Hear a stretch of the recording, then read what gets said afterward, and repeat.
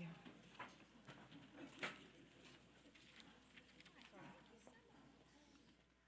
How is the mission? Oh, here it is. The mission The mission statement of the City School District of Albany is that we will work in partnership with our diverse community to engage every learner in a robust educational program designed to provide the knowledge and skills necessary for success. Mrs. Adams, your report. Good evening, members of the board, parents, and guests tonight. Tonight's agenda includes a presentation of some very special guests who are here to help us highlight another important aspect of our strategic vision, community partnerships. This presentation is the second of 3 updates on our progress in key areas about our district's goals. As you recall, we focused on human resources at our March 15th meeting, and we are looking forward to our April 26th presentation on academic progress. Our strategic goal in the area of community partnerships is working together with our diverse community to engage and empower stakeholders in the wraparound services needed to support our students. These partnerships are focused in 3 primary areas: community service, academic opportunities, and student internships. The overarching objective, of course, is to align the rich community resources that exist throughout our city and region with our work as a school district in order to provide equitable opportunities for all of our students to reach their highest potential. One of the opportunities that we are looking forward to highlighting tonight is the field trip in which 15 of our Albany High School students took during spring break last week to visit several historically Black colleges and universities. This was through our partnership with the Black Child Development Institute and the YMCA, just 2 of the many amazing partners which we are blessed with in our community. I'm looking forward to tonight's discussion. I would like to remind everyone of our exciting events coming up here at Albany High School this Saturday. I want to invite everyone as we celebrate the official start of our work to rebuild Albany High School. Although I'm still a bit of a newcomer, I know this project has been in the works for many years. It is the product of a broad range of dedicated, caring individuals who have served on our Board of Education, in the district, in the partnerships with us in the community, our teachers, faculty, staff, and all of the support that we have seen has made this a reality. Our groundbreaking ceremony for phase 1 of this project is scheduled for 1:15 Saturday. Prior to that, we will have a community forum in the auditorium beginning at noon. This presentation will provide updates about the design and construction timelines for phase 1. If you are planning to attend the forum at noon, please use the Washington Avenue main entrance. If you are coming to the groundbreaking ceremony at 1:15, please use the North Main Avenue entrance and parking lot. The ceremony will be in the rear of the school. The main feature of phase 1 will be the 3-story, 120,000 square foot academic building that will be ready to serve our students at the start of the 1920 school year. The remainder of the rebuilding project will take place in 3 additional stages and is scheduled to be completed at the start of the September 2025.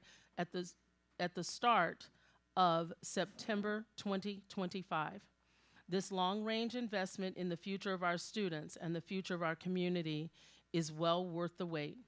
I hope that you will be able to join us on Saturday as we celebrate the start of this long-awaited project. Thank you, and this concludes my report. Thank you, Mrs. Adams. We're now up to public comment. I'm just going to wait for Ms. Tibbetts to give me the sign-in sheet, and I can call the first person. And while she's doing that, I will read, which is, where are we? The Albany Board of Education welcomes district residents, parents, students, and other people to our meeting. We appreciate community input about the decisions that we are making. In addition to accepting comments during the public comment period, we also accept comments by email, phone, or postal mail. While you are making your remarks, keep in mind that by law, information about individual students and specific district staff cannot be shared. Every student and every staff member deserves to know that concerns about them will not be aired in public. Also, keep in mind that public comment is not the best place to first alert the district to a concern you have. Please share concerns first with relevant staff, such as teachers or principal. If you feel the concern is not addressed adequately, you may appeal to that person's supervisor up the chain of command, if necessary, to the superintendent. Decisions made by the superintendent may be appealed to the board. Finally, please note that the board generally does not respond during the public comment period. If you need a response, please consider contacting us by email, phone, or postal mail. When I recognize you, please state your name and city of residence. Statements are restricted to a maximum of 3 minutes. You will be given a 1-minute notice and a 10-second notice, and I will notify you if your time has expired. James Bolden.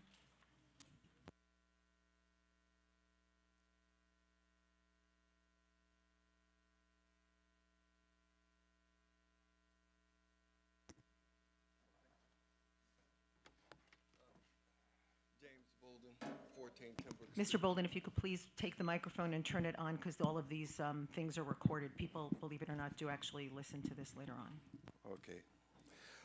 James Bolden, 14 Timbrook Street. I'm here in support of leaving the Arbor Hill Elementary School as it is.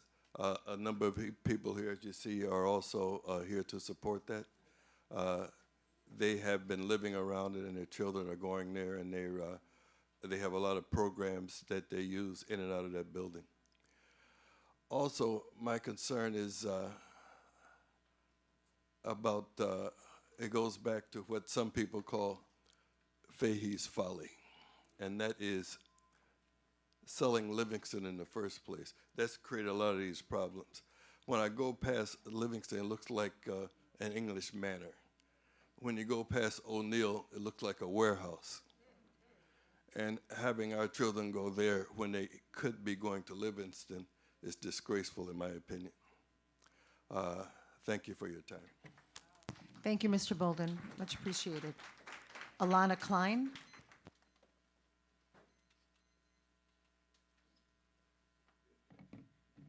Alana Klein, Glenwood Street, Albany, 12208. Good evening, Madam President and members of the board. Thank you for the opportunity to speak to you before you tonight. I wrote the following mere hours after attending the March for Our Lives rally.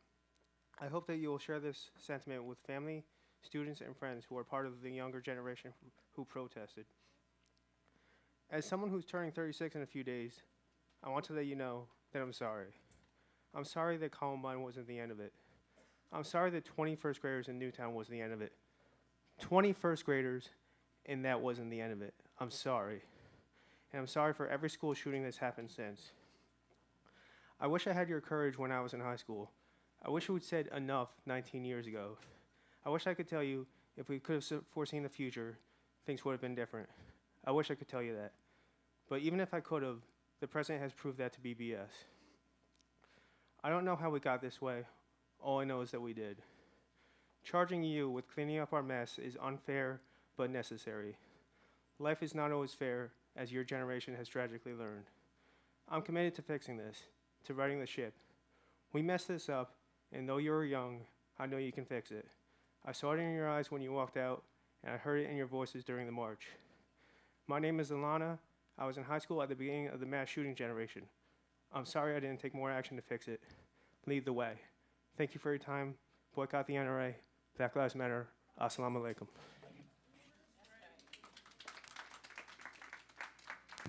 Deborah Brown Johnson.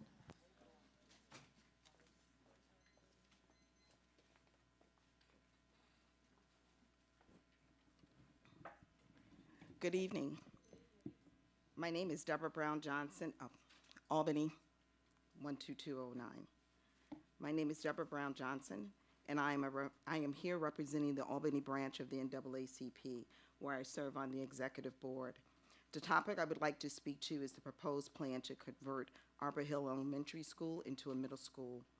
The NAACP has heard from parents and community residents who have expressed concern regarding the manner in which the school board has communicated this plan.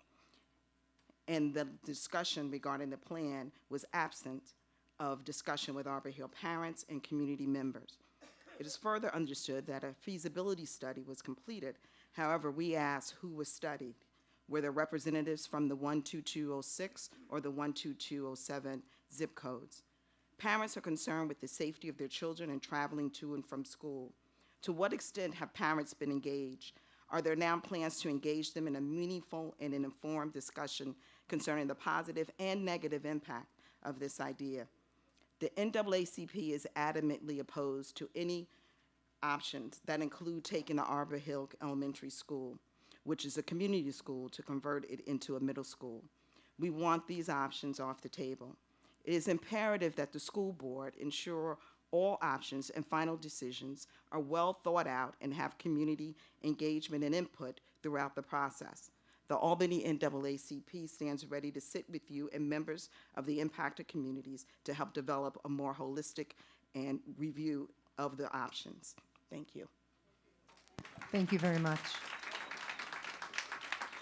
Liston Cyrus.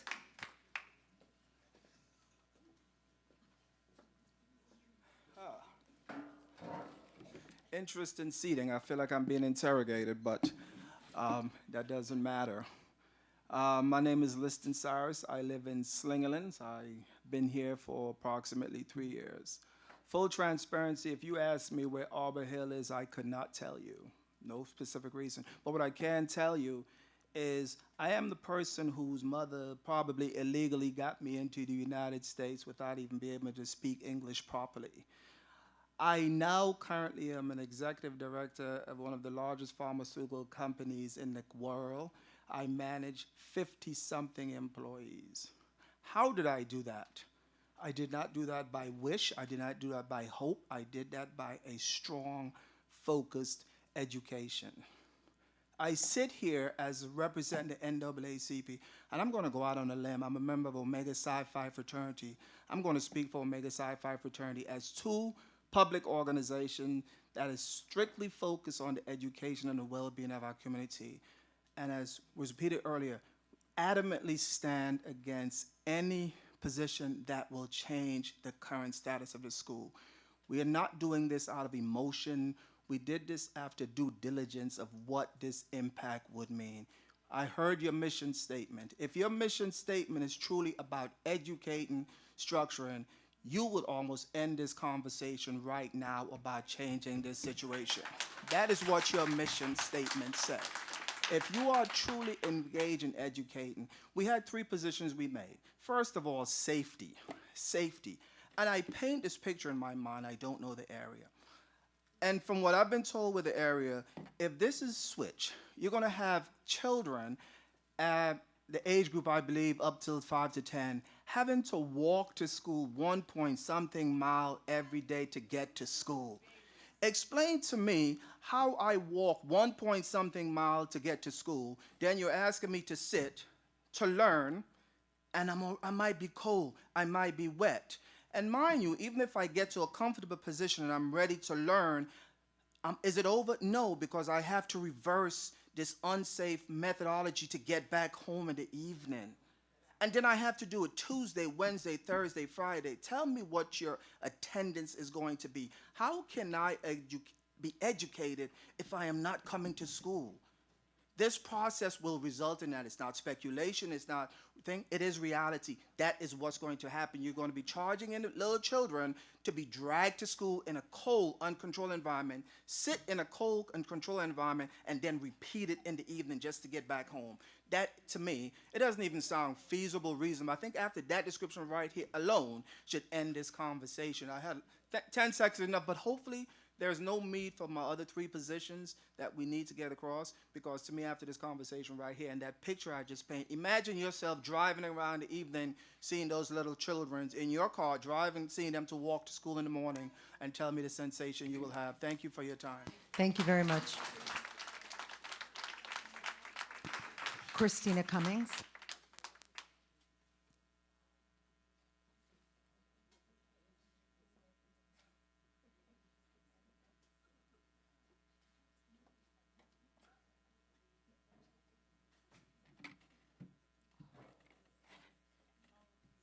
Hello. My name is Christina Cummings. Could you just, I'm sorry, Ms. Cummings, if you could pull the mic a little closer Yes, to you ma'am. and make sure it's on and speak Is into that it. Thank good? you. Is that Sorry, okay? sorry to interrupt. Can you hear me now? please? Because I'm short. Okay, thank you so much. For 4 years, I have been an OASIS volunteer at the Arbor Hill School. And when I went to the school, I immediately fell in love with that school. The school has a talented and caring principal. It has dedicated teachers, and I could give you many examples of that. It has a hardworking and friendly staff, and it has wonderful children in it.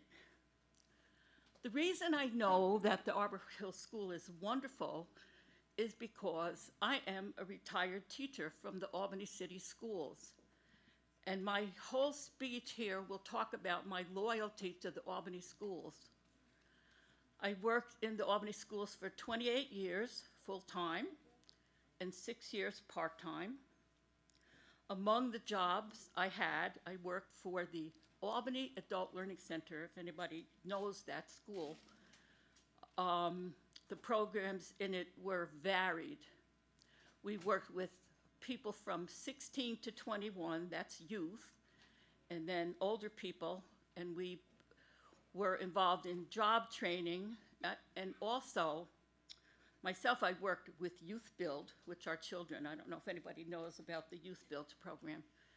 And then, for 10 years, I worked at the Albany County Correctional Facility, where our program is for our students 16 to 21.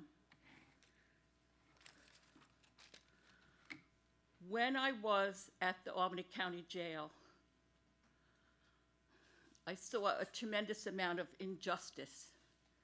And I did everything that I could do, and so did the others of us there, to help people. I could talk about this for a very long time, but it was a wonderful way to be and a wonderful way to work, to try to help people one at a time.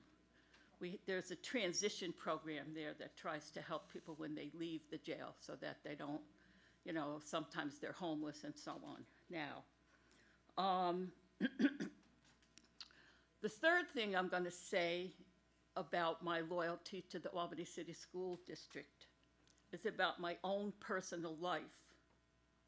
When I was a kid, when I was a child, I went to the Albany schools from kindergarten to 8th grade.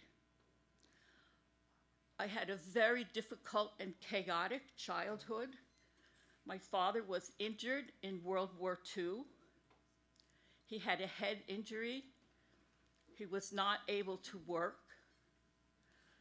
My mother had 2 jobs. We were poor, and the reason I'm talking about that is I'm going to talk about the word poor. I understand what that is.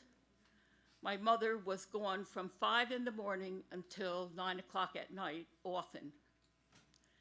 And my father had seizures. He had a head injury. He would cook some dinner and he would fall under the table with a seizure. He had post-traumatic syndrome. A lot of times he would think he was still on the ship. And we had to survive as children, my brother and sister and me. Now, what saved me was the schools. I could not wait to get to school every day because what was there was kindness and order. Ms. Cummings, if you could please finish up, the time has expired. Oh, If there's no. something written, you can email Yes, us now. or send us something. If you close the Arbor Hill School, you will cause much hardship for the children and their parents. People are poor and they are well cared for and loved in that school. Thank you. If they have Ms. to Cummings, walk, Ms. Cummings, thank you very much. I Help. appreciate it. Thank you very much.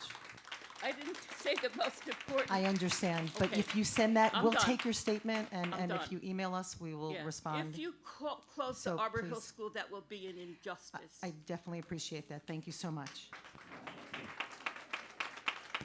Brenda Robinson, please.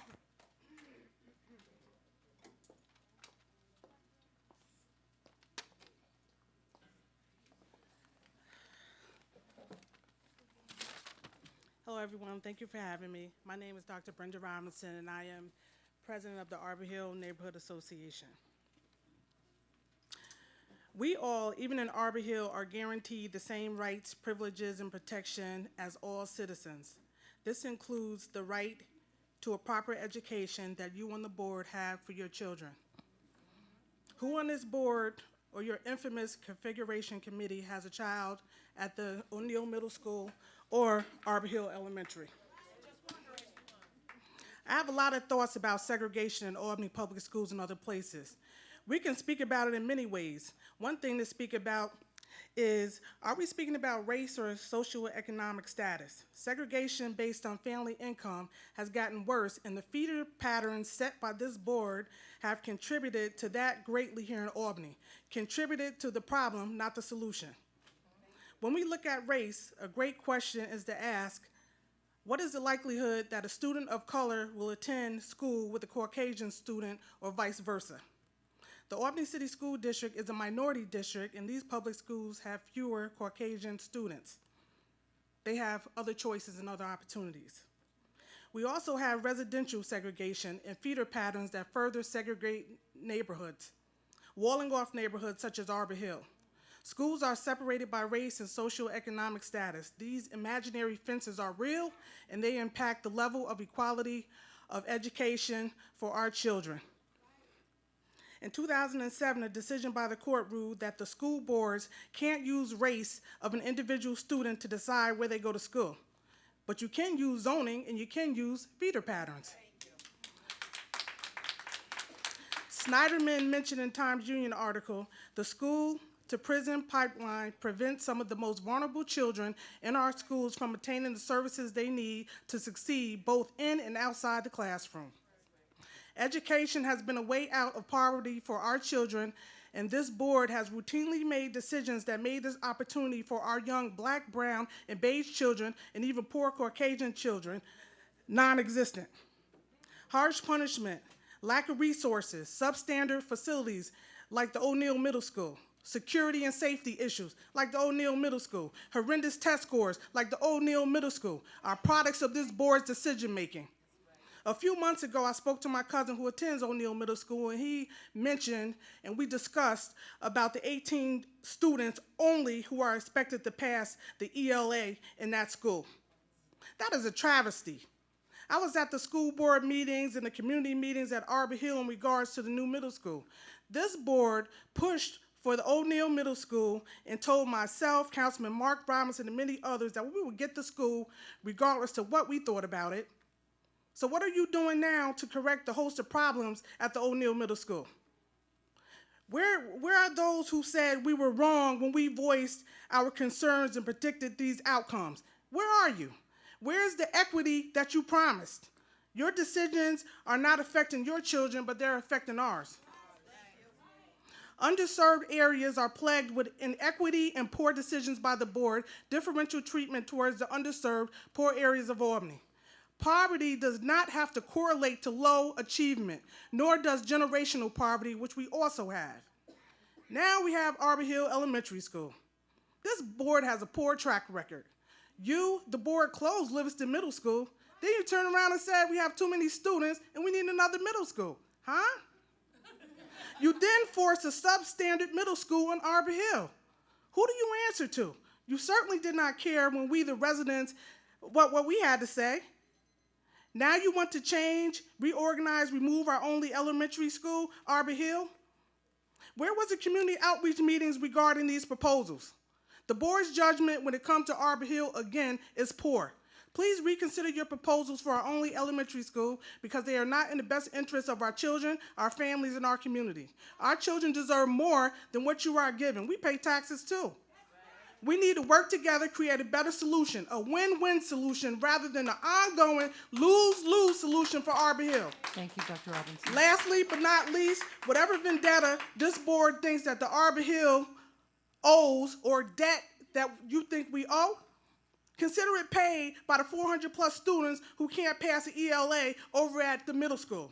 Consider it paid by the Thank you, students Dr. who Robinson. had no library Thanks. or If you could finish up, please. had no library or no auditorium, void of arts that are important to the growth and development of our children. Consider our debt paid by the middle school that is below standard. Consider it paid by the hard-working teachers and administrators of the middle school, O'Neill Middle School, who work very hard without resources. Arbor Hill is poor, underserved neighborhood, but we have paid you and paid you dearly. Poverty is not a precursor to low achievement, but Thank you, Dr. inequality, Robinson. discrimination, and decision by this board is. Thank you. Thank you. Tanasha Fletcher.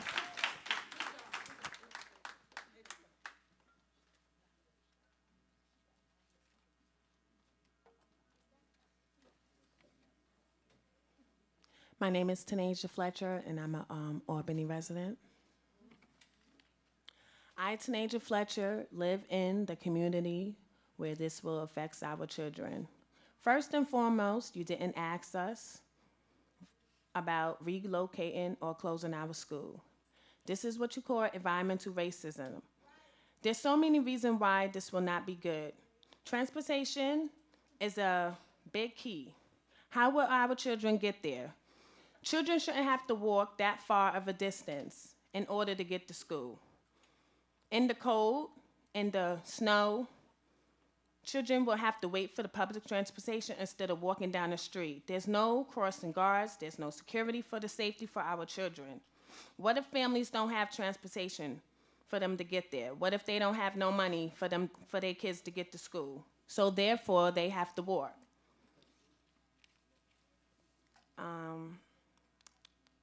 Children in the area will be very unhappy to be removed from this school. Why fix something that doesn't need to be fixed? Children will be upset, and then that causes more behavior issues that children already have to deal with in the community.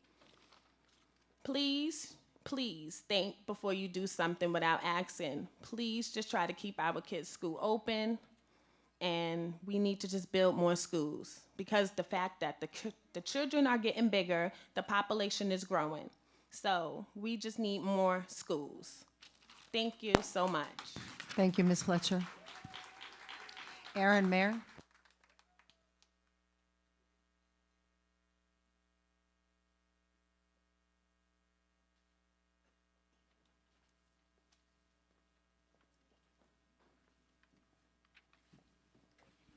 Dear members of the board, thank you for the opportunity this evening to address you. My name is Aaron Mayer. I reside at 612 Maywood Avenue in Guilderland, New York. A little bit about me. I am a life member of the NAACP as well as several other civil rights and voting rights organizations.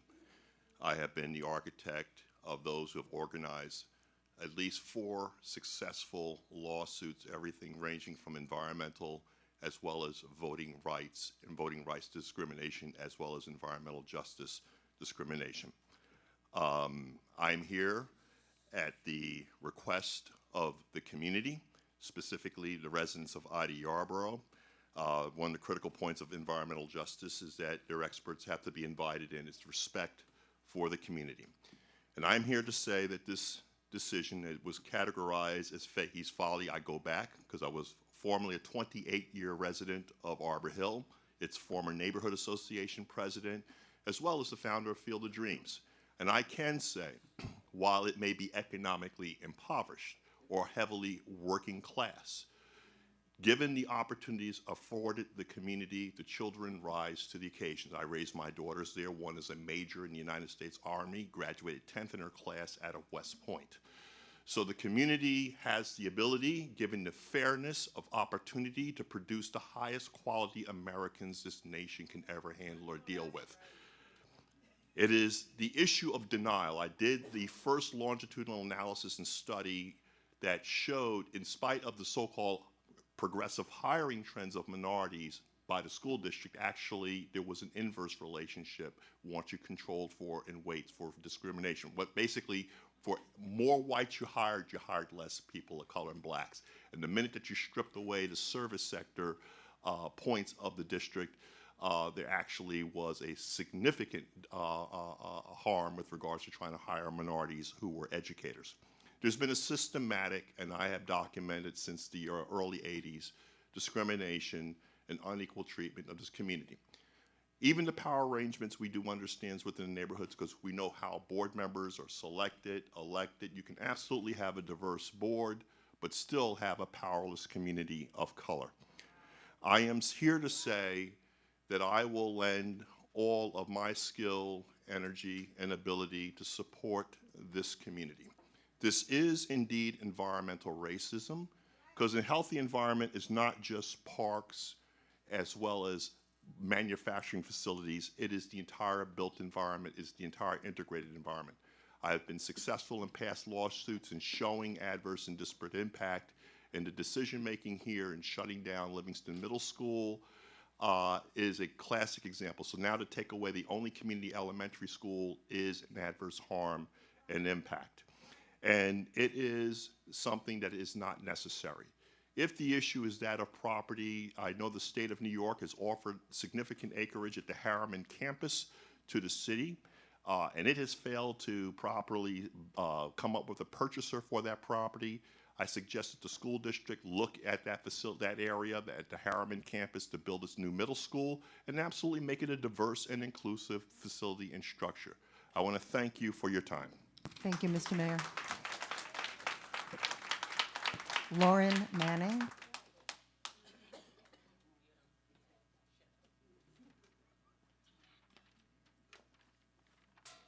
Hi, guys. I'm back. Nice to see you again. So, I've been, at these board meetings, and I'm listening to you guys repeat your mission statement over and over again, but this was the first time I think, paid really any attention to it. And I see, like, within the first few words, we talk about partnership. And I'm listening to the statements from the parents. I know how I feel as an Arbor Hill member. And I'm trying to figure out, why is there such a big gap between your mission statement and the way you left us feeling? It's often said, people don't remember what you said. I don't care about your old board meeting minutes. I care about how you left me feeling. And right now, I don't feel like a partner. I don't feel engaged. And as I try to say, like, why is this gap so huge? I realize that I didn't take into account the wealthy white person factor. The fact that none of us have any of this power here in this school district, clearly. And like Aaron said, I don't care how diverse this board is. You continue to negatively impact our community without asking us. So I would ask that you guys take a step back and look at the wealthy white person factor and see how it's negatively affecting us, and then please come engage us. It can be done. I am one person. I did this in less than a month by myself with my own resources. Our community can be engaged. There's no reason that if I, as a single mother who works full-time, who goes to school full-time, who volunteers, can engage my community, that the school district with its abundant resources can't. So I look forward to seeing you at the next community meeting I throw at Arbor Hill. Tabitha, thank you for coming last weekend. I appreciate it. And that's all I have to say. Nice to see you guys all again. Thank you, Ms. Manning. T. Freeman.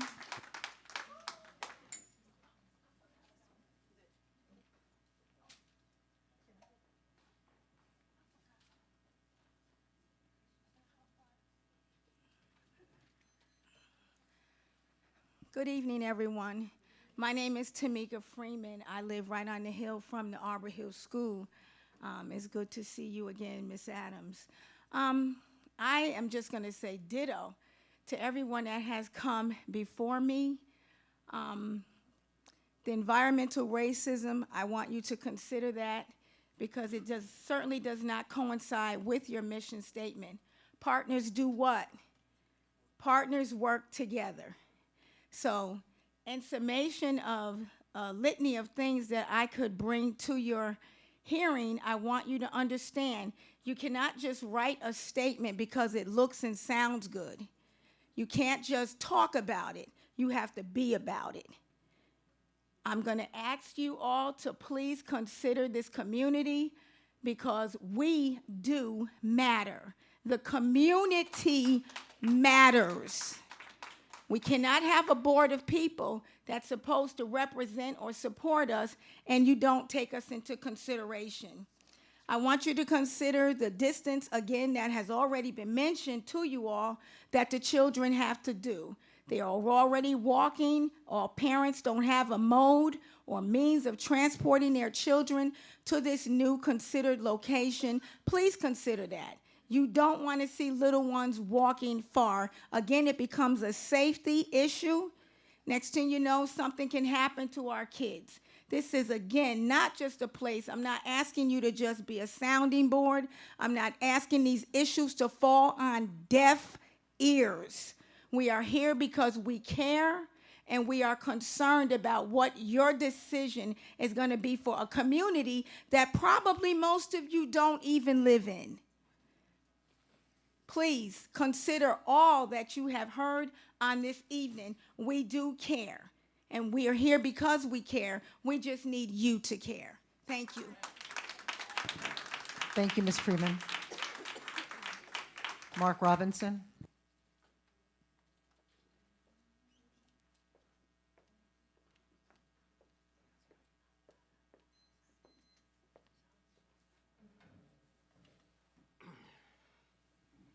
Good evening. My name is Honorable Mark Robinson. I'm a resident of the Arbor Hill neighborhood. And here we go again. When this board proposed to put $180 million in the rebuild of Albany High, I stood here and I told them that without a community benefits agreement, there's no way I can support it. But I did support it. And to today, no community benefit agreement is in place, no hiring from the minority district who is impacted by this large $180 million rebuild takes place. I said here and I spoke adamantly that I was against the $6 million referendum that went into 50 Lark Street. Why? Because there was no community engagement, that this board did not take in consideration the seniors that lived in that neighborhood who would have been immediately affected by 300 or plus students coming into their community. There was no door-to-door campaign. There was no community outreach. As Dr. Brenda Robinson said, when we spoke at numerous community meetings, this board said, regardless of what you're saying, there will be a middle high school on 50 Lark Street. Now we sit here today, and you are proposing to take away the only elementary school that exists within our community. It's not right. One thing I have learned about being on council for the last 4 years, a lot of decisions is made before they even reach the council floor. So I'm more than sure that this board has already made a decision to take away the Arbor Hill School. And it is just not right. It's impacted, as the previous speakers that spoke about, because you have children and you have families that live in this immediate area. And the only youth that's being affected by this is the Black, brown, and beige youth. Again, it's sad, and I'm just struck how this board can sit up here and make decisions that affect concentrated poverty communities without doing the due diligence and the community outreach and before a decision is made. So, like I say, I'm more than sure that the decision is made, but it's sad. Thank you. Thank you, Mr. Robinson. Appreciate it. Yolanda Caldwell. Oh, okay, thank you. Kelly Kimbrough.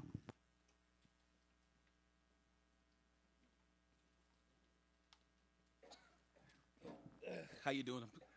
Kelly Kimbrough. I'm the council member that represents the Fourth Ward, in which both of the schools, well, two of the schools that we're discussing fall into. I would say I'm angry, just like the folks behind me, and there's not much that's been said that I don't agree with. The community has not been properly engaged. I deal with both board members, school staff, some administrators, and have conversations with them.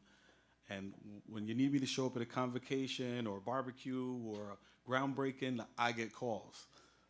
You call me for that stuff, but I didn't get called for this. I've sat in rooms and spaces with some of you and nothing, crickets. So I too feel slighted as a representative for these folks. We need, I'm actually here to demand proper engagement. We should have had a meeting at Arbor Hill School. We should have had a forum, a large forum where families were brought in that were going to be impacted, and North Albany also, that's mine. So they should have gotten the same treatment out there. But this is unfair, it's wrong, and we want to be engaged. We want that engagement. This is an opportunity here to reset, pull back, have the conversations that we actually should have had a long time ago. We're talking about a feasibility study. We should have, all these conversations that we're having now, it's kind of, I don't want to use a bad word, but it's butt backward, the way we're doing this. We demand it. We're not going anywhere. Ms. Manning has expressed that she's put those meetings together. I actually attended both of them. We had some families there.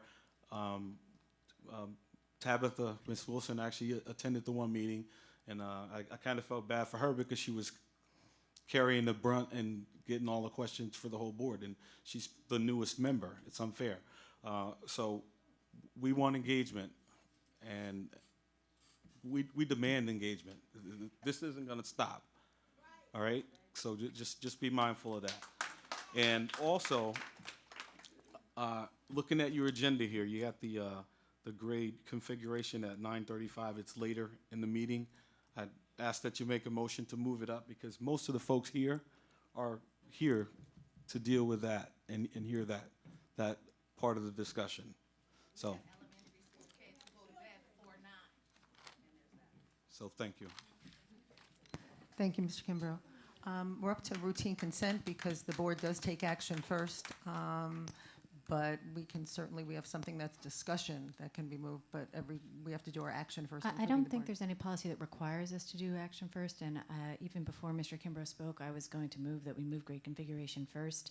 It's clear that the people in the room are here to speak about that. There's no requirement that we do action first.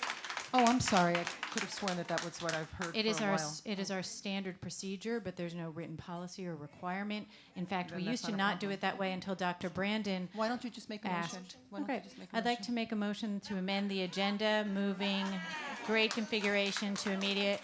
And I think everyone in the room will appreciate the robust conversation that happens about the entire grade configuration topic.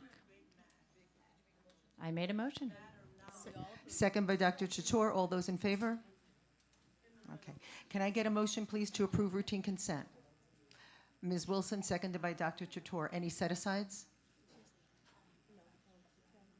Tabitha, do you have one? No problem. It was unanimous, Ann.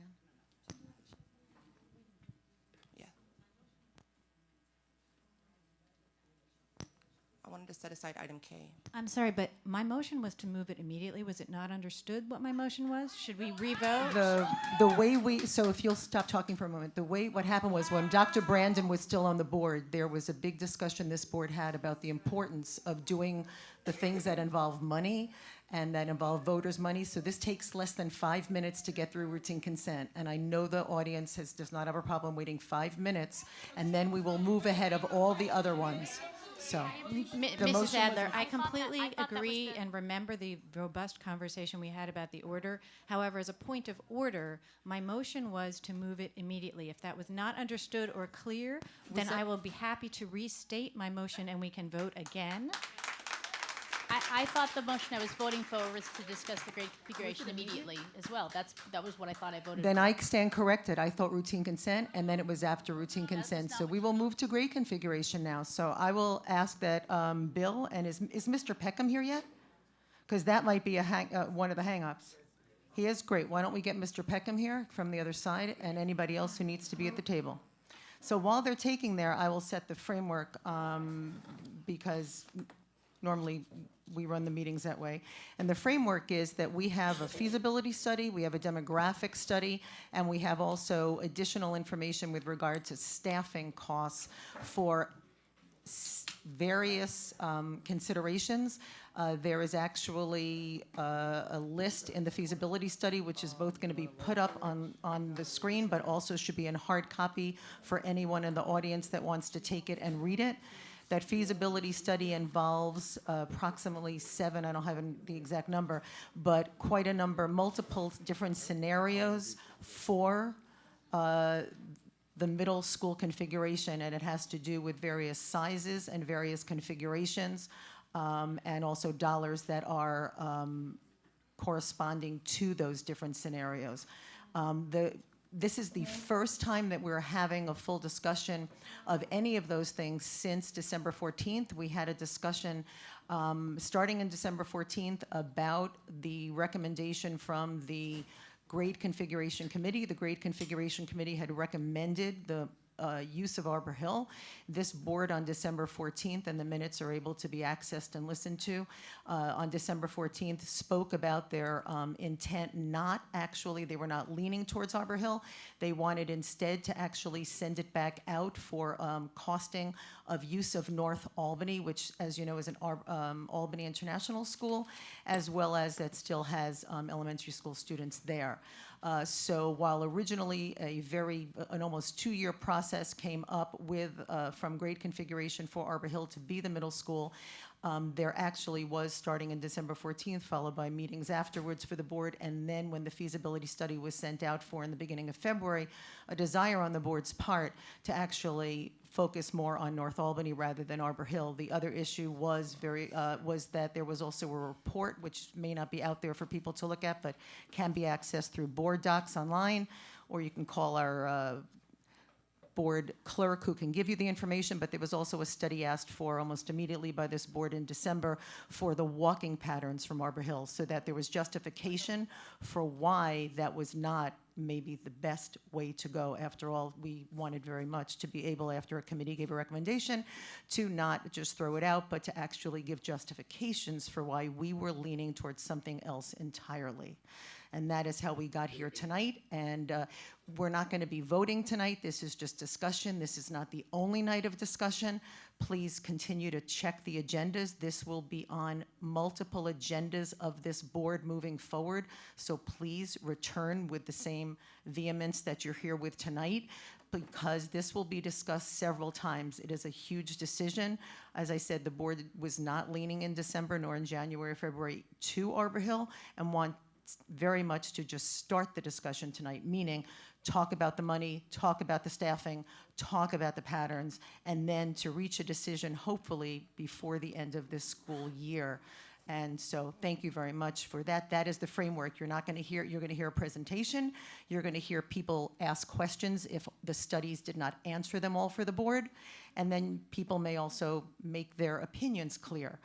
But there is not going to be a decision, not tonight, not probably the next time. We need to go through all of this and be able to publicly talk about the money and the changes involved, and also make sure that the school is the right size, because it would be a permanent home. So that said, the floor is to you now, Mr. Hogan and Mr. Peckham. Thank you. And what we're seeing this evening is, as you mentioned, the board directed our architectural firm, CS Arch, to produce a feasibility study. There's a short overview presentation to that, and then there's a full comprehensive report.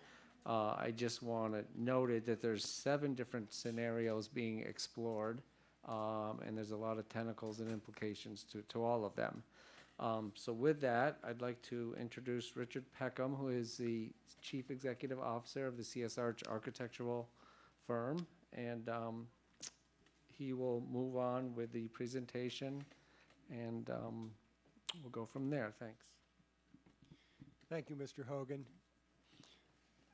So as Mr. Hogan mentioned, what we're going to present tonight is a kind of an overview of what resulted out of a 65-page study of different options on how the City School District of Albany can accommodate the middle school population that's projected to be here. So just a little background and introduction. The Board of Education requested feasibility study to look at these different options. We're looking at a total of 7 different options were explored, and I'll talk to some of that why. When the board charged us with doing the feasibility study, there were 3 options we were looking at, but some new information that came up led us to look at some other options.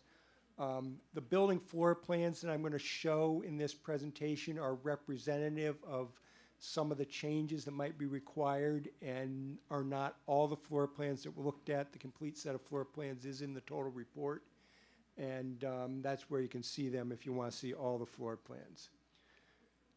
The first new piece of information that kind of is critical to talk about as it led to the additional options that we were looking at is that at the same board meeting that we were authorized to do the feasibility study, the board also authorized an update to the enrollment projections that the district had received back in December of 2015. And the slide you see on the screen here is the changes in the enrollment projections from what they were in that December of 2015 to December of 2018. And you can see that the middle school population projections based on this report range of a reduction of between 107 and 206 middle school students projected to be there that we need to accommodate with the 4 middle schools that have been talked about.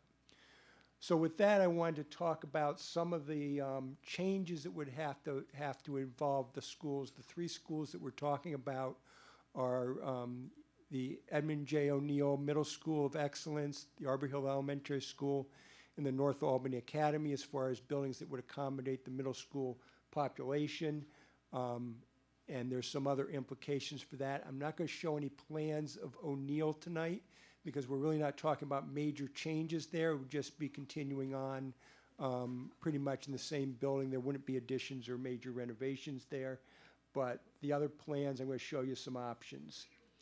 So starting with North Albany Academy, one of the things that we're looking at is on this area, if anybody's familiar with the North Albany Academy, this front part of the building was constructed in the 20s, and the rear part of the building was constructed in the 50s, and there's a bridge across to the 2nd floor that connects them. The media center was added as part of the reconstruction project in 2004 when the YMCA was built, and that connection was also made. So currently, the school that accommodates North Albany Academy uses the gym and the pool that are as part of the YMCA for those functions. And the planning we did assumed that they would continue to use those for those functions and didn't look at an option that would add a gym. We did look at an option that would add an auditorium to the to North Albany Academy. And this example that I'm showing right now is for a smaller middle school that would accommodate 350 students, and you'll see why that may be important in one of the overall options when we get to the summary of the options. If it's going to be a 500 student middle school, we'd still have an auditorium and some music space that would be added as part of an addition. We need to accommodate some other mechanical and storage space and then continue to the connection of the Y at the 1st floor. And then at the 2nd floor, as I mentioned, currently or the 3rd floor, they're both pretty much the same for the proposal, but currently there's a bridge across that connects these 2 wings at the 2nd floor. This proposal would actually build a connection of classrooms across there at both the 2nd and 3rd floor to provide the additional classroom space to expand the program there to 500 students for a middle school program. This would also give better connection between the different floors and different parts of the building, because right now there is no connection in this building at the 3rd floor between the front and the back wings. It's only connected to the 2nd floor. Another option that we did look at was, okay, so this is the similar slide, but there's been the question of would it make any difference in what we build if more space was available in the YMCA other than just the pool. Currently, there's a daycare center in the Y, and if that space was available for some reason, that could be made into classrooms, and there'd be fewer classrooms that would need to be built as part of an expansion for a middle school. So that's just shown as an option that we were asked to take a quick look at. One of the options and one of the key parts of the overall planning is to be able to, one of the options is to merge the elementary school students from both Arbor Hill and North Albany Academy into a building, into the Arbor Hill School, and just increase the enrollment in Arbor Hill. To do that, we need to accommodate some additional classrooms. For the people of Arbor Hill know, this back area of the building right now houses some storage, central copy, science kit storage for the district. Those functions would have to relocate to a different building, and we would then renovate that area into classrooms again. And we have to look at a little bit deeper planning, but this plan shows a small addition of 4 classrooms here at the corner of the building to be able to accommodate the full population of those 2 elementary schools coming together into one. Other options we looked at to accommodate a 500-student middle school at Arbor Hill would look at again reclaiming the space that's used for some district-wide functions in this area of the building, making a couple small additions to accommodate some science classrooms at this corner, and then some other classrooms off the back side of the building to provide enough space for it. As a middle school, we'd also look at the ability to provide an auditorium and a pool at Arbor Hill to fill out the programmatic requirements for those functions as part of a middle school program. We also looked at what would happen for an option of what would happen if we went to Arbor Hill as a 650-student middle school. I should have noted that the same scenario to make North Albany Academy was looked at to be a 650-student middle school. The plan of that's very similar to a 500-student middle school, so we didn't show that for this brief presentation, but it is available in the comprehensive feasibility study report. So this would be very similar to a 500-student middle school, but just adding a couple more classrooms on this wing that we may build off the back of the building. We talked about, it was mentioned that at North Albany Academy right now is the Albany International Center. And we would have to look at relocating that program to another district building. We looked at 2 options for that. One would be to relocate it to the current Harriet Gibbons building that had been constructed as an alternative high school program when it was built back in 2002 or 2003. So it's pretty much set up for our classroom building now. It would mean relocating all the administrative functions that are in that building right now, probably to a Brooklyn, because a Brooklyn will be vacated over time as the high school work is put together.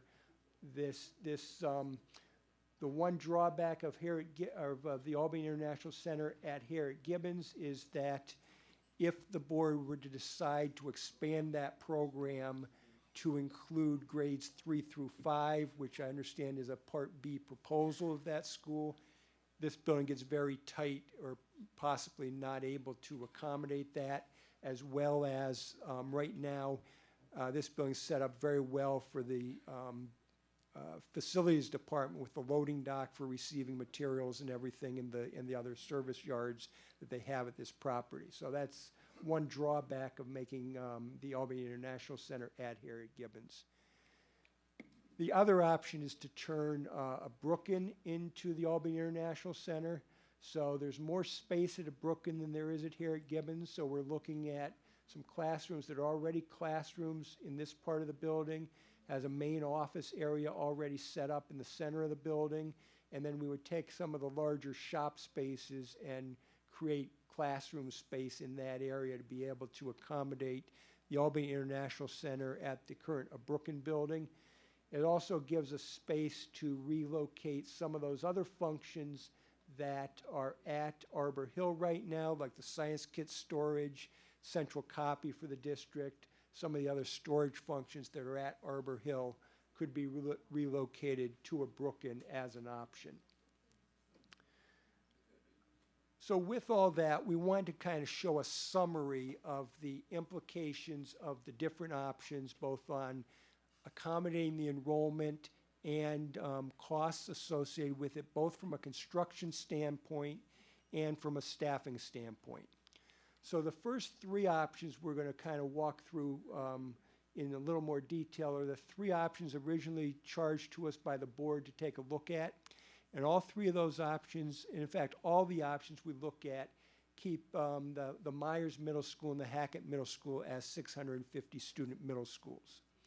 And then we have to accommodate the rest of the middle school population in other settings.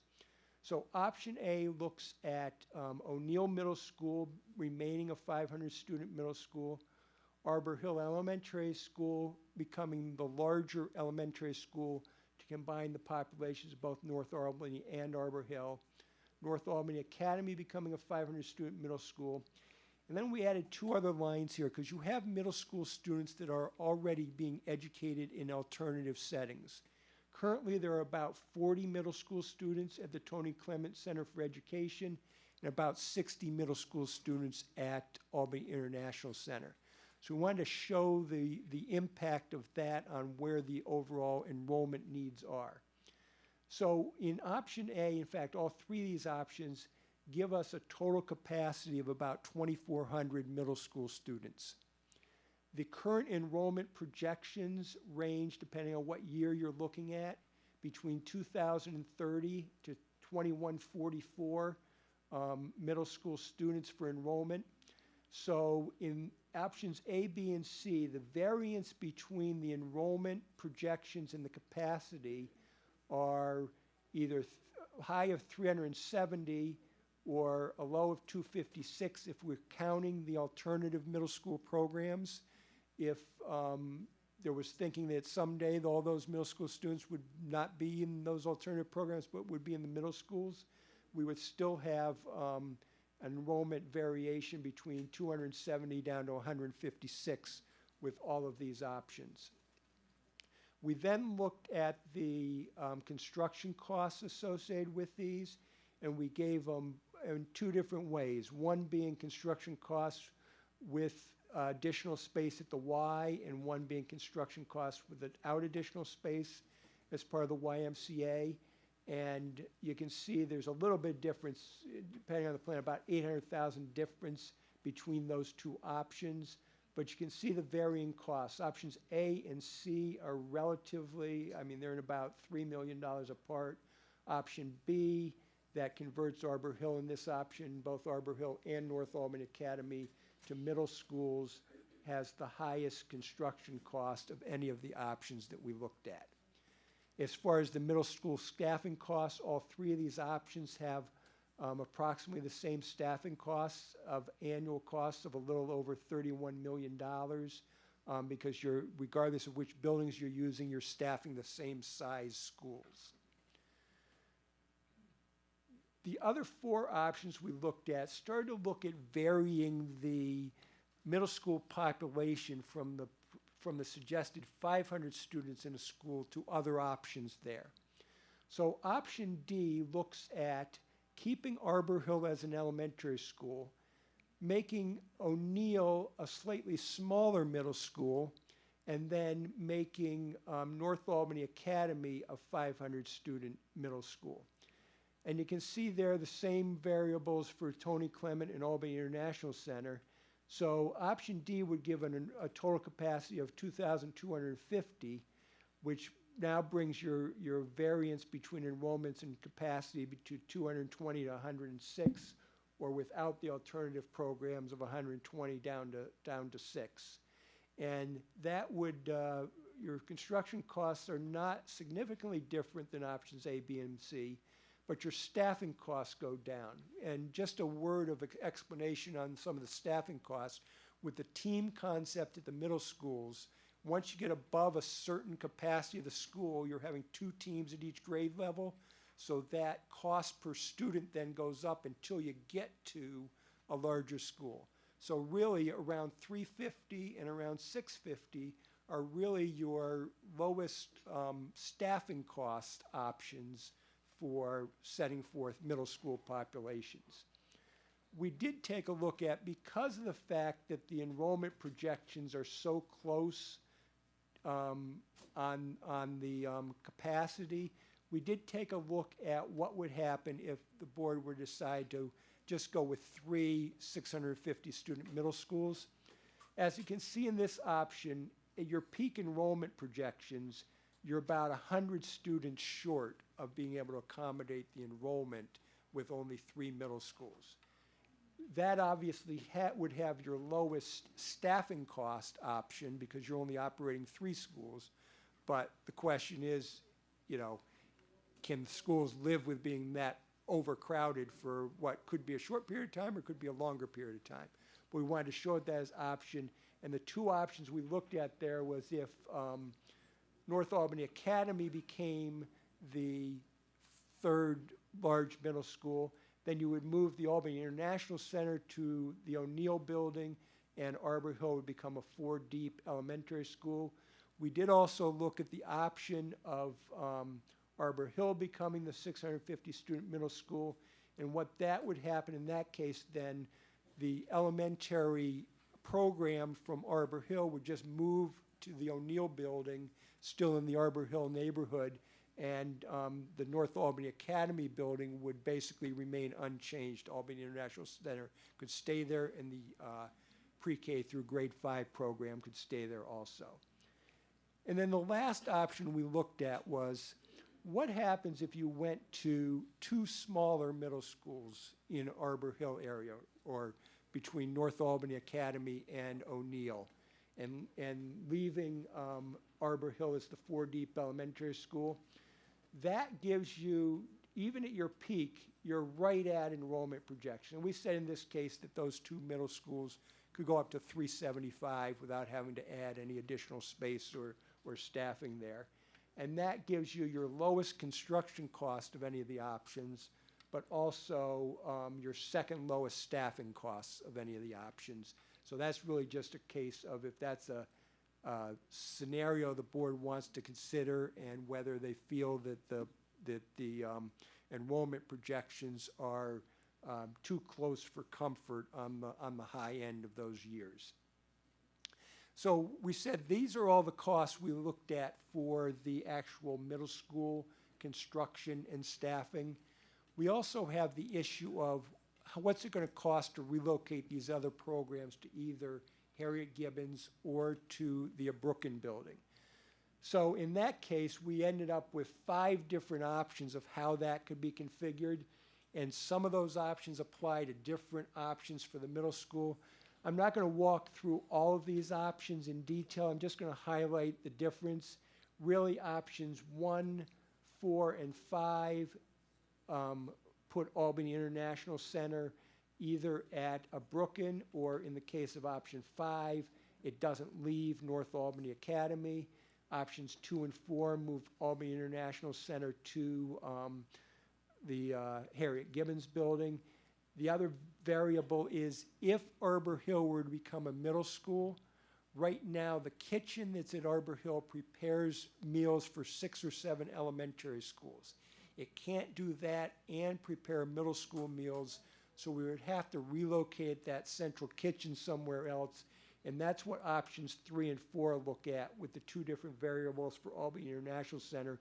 The additional cost for the kitchens, which ranges is around, just rough numbers, about $3 million additional to have to relocate that kitchen from Arbor Hill. So these are just the total costs for the different proposals that apply to options A through G for the other spaces, the other functions that need to be accommodated as the project goes forward. So just a proposed timeline of how this may come together. The public referendum may be scheduled for May, with the budget vote in May of 2019. Then there's a design and SED approval process that would take us through the end of 2020. Bid and award in early 2021. Probably with all the moving around and work that needs to be done, it'll take about 2 years for all the construction to be done. There may be some phase-in changes over that period of time. So based on this schedule, it'd be the 2023-2024 school year, most likely when full occupancy of this plan would be implemented based on what we currently know. So just kind of a summary of the discussion, what I presented, options A, B, and C, which have the two 650 student middle schools and two 500 student middle school, provides more capacity than is required based on the current enrollment projections. And there's a good chance that if you build that much space, some of it will not receive state building aid because you're building more than you actually need. So all the construction costs we looked at were total costs. The next step as we narrow down options would be to start looking at what the actual district costs are going to be for some of those options. Option D, with the 350 students at O'Neill and 500 students at North Albany Academy, accommodates the projected enrollment with kind of the average staffing costs and keeps Arbor Hill as an elementary school.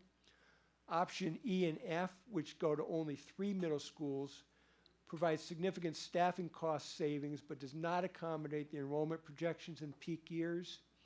And option G, which goes to the two 375 student middle school, will provide the lowest construction cost and the second lowest staffing costs, but leaves little room for unknown changes in enrollment. So that concludes the presentation on the feasibility study we did, and we can open it up for questions. Thank you very much, Mr. Peckham. I really appreciate the comprehensive presentation, distilling everything in the reports. So I was going to ask Ms. Roach or Ms. Wilson, does one of you want me to start on one side versus the other?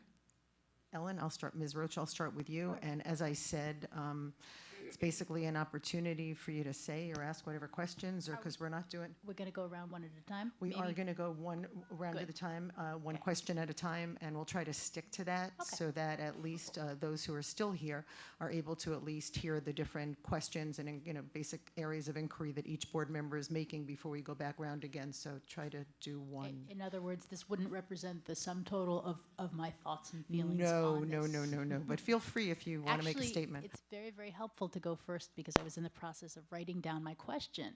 So now I'm not going to have to write it down and remember it.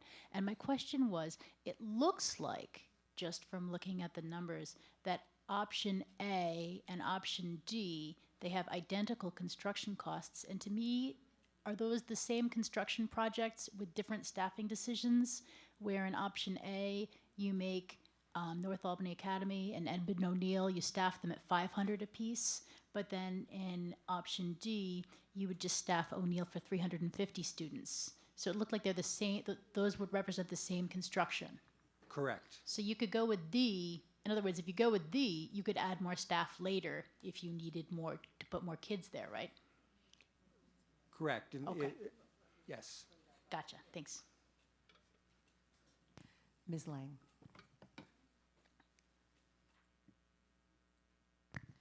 So option E is the one where there is an option of 3 middle schools, correct? And that's with Arbor Hill being the elementary and North Albany, Myers, Hackett. How comfortable have you had the conversations with staff at that particular option?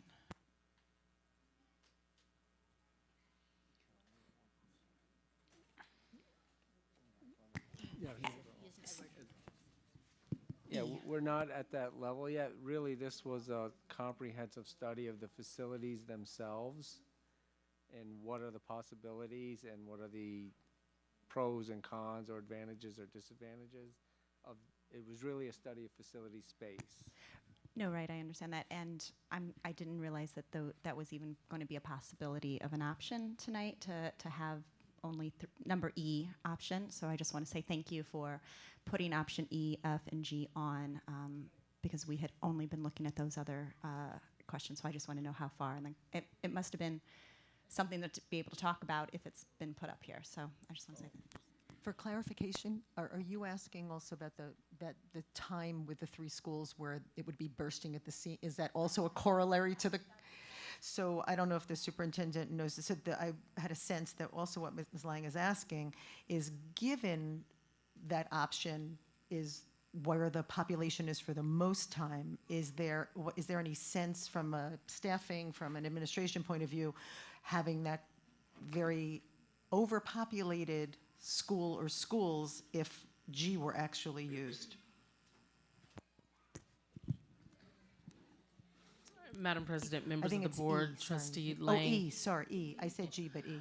One of the things that we were pleased when the scenarios came forward, there were options that were just presented that we could review. So it's not to say yay or nay, but it was to make sure that we fully explored any of the possibilities that could be considered. Dr. Chator. I still have to look at the options, but what blows my mind is the fact that the occupancy is not going to be ready until 23, 24. And looking at the demographics, I mean, 2020, 2021 is when we have the highest number of kids, 2,212 projected. What are we going to do in the interim? Well, two things are driving the middle school. One is the program change that was decided a year or two ago about moving the sixth grades out of elementary schools.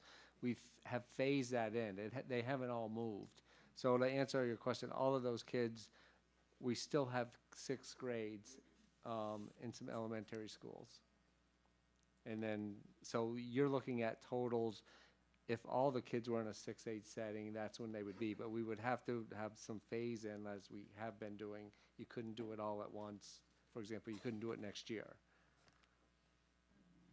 I think if I remember correctly, I think there's about 260 sixth graders that are still at, there's 4 elementary schools that have sixth graders at them.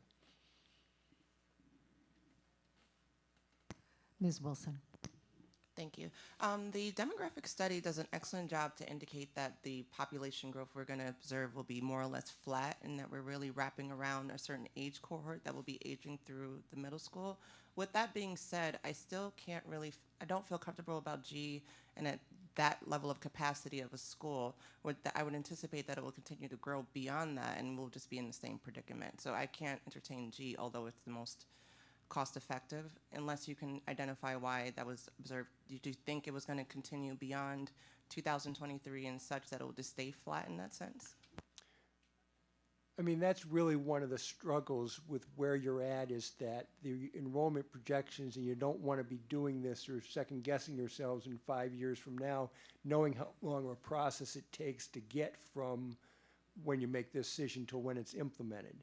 So the enrollment projections are just that, a projection.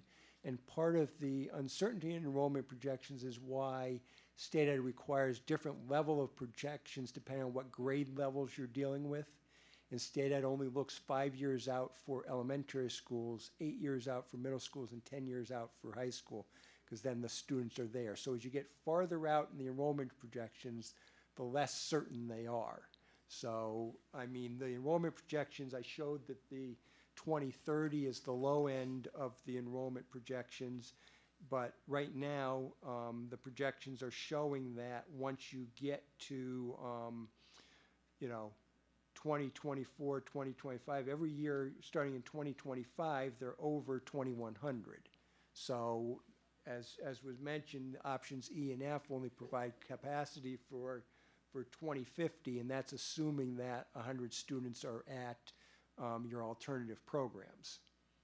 So if options E and F get even tighter if those numbers at those alternative programs were to go down. Ms. Smith. So I'm still, first of all, thank you very much for the additional options. I think that was very helpful. I'm still digesting, but I think I'm ready to go on record to say that I'm not interested in my position as a board member in anything that changes Arbor Hill Elementary School.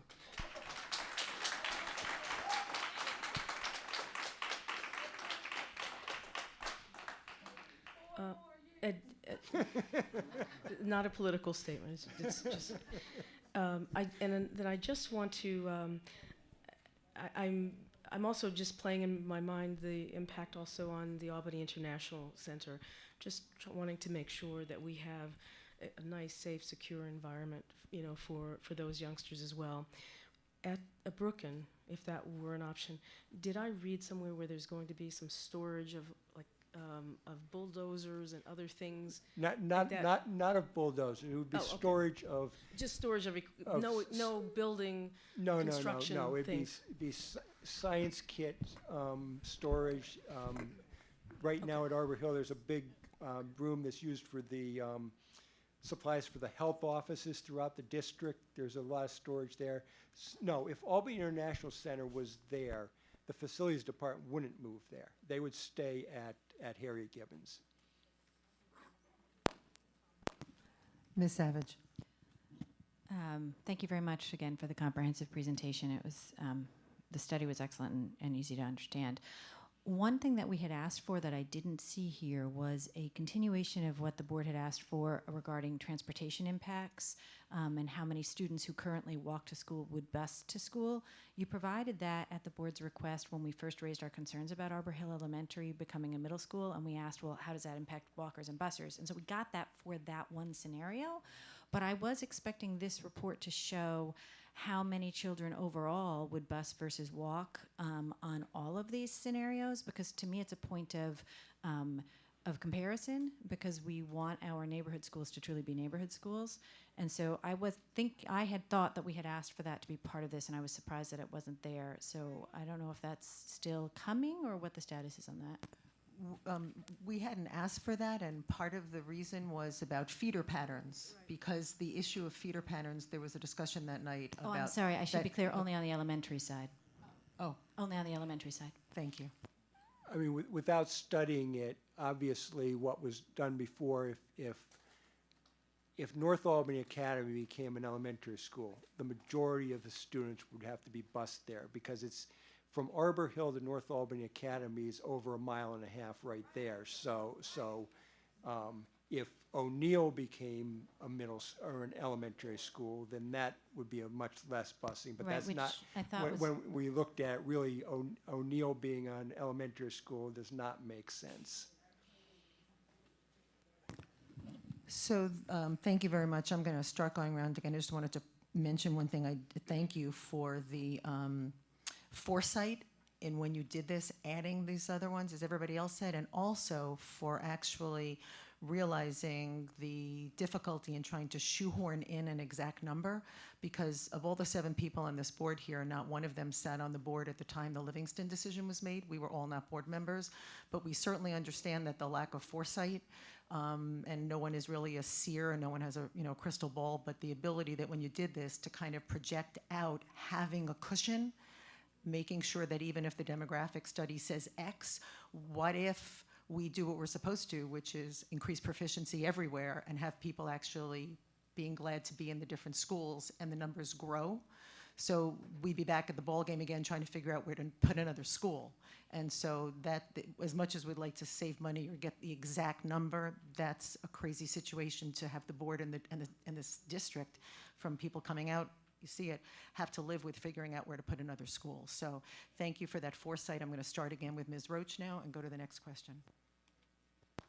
So this is just more a general question, because I notice that all 7 of these plans kind of involve shifting people from one school to another, and actually all of the plans involve shifting elementary school students, whether that's closing down the elementary at North Albany or shifting students from the Albany International Center somewhere else.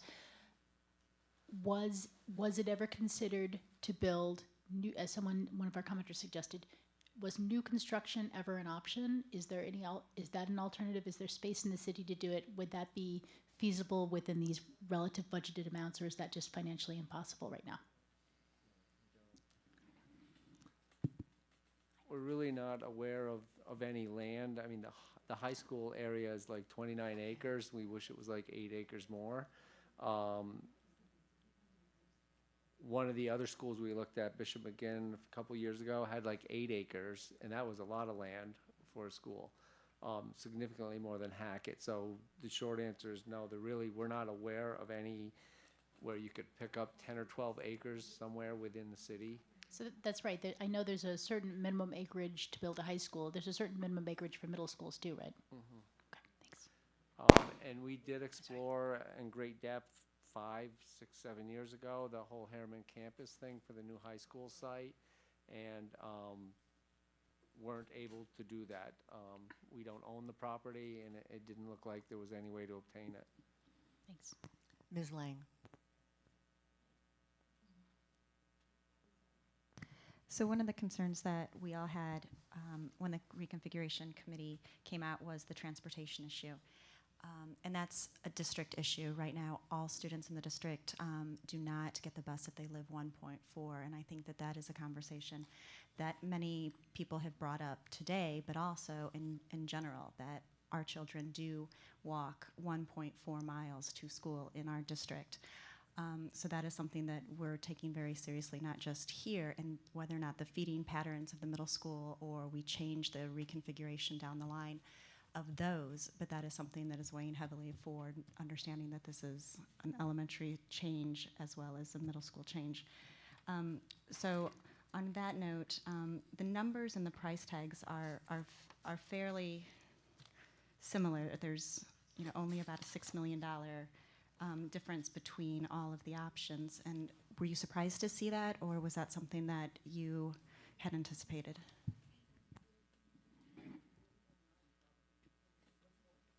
It's much more expensive to do Arbor Hill.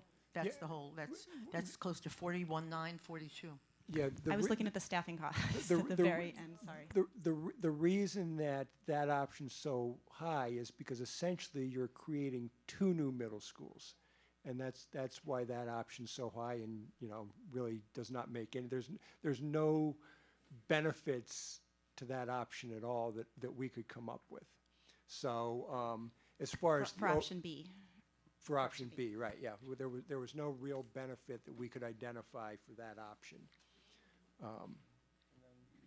And then the staffing models are much more efficient at 350 and 650.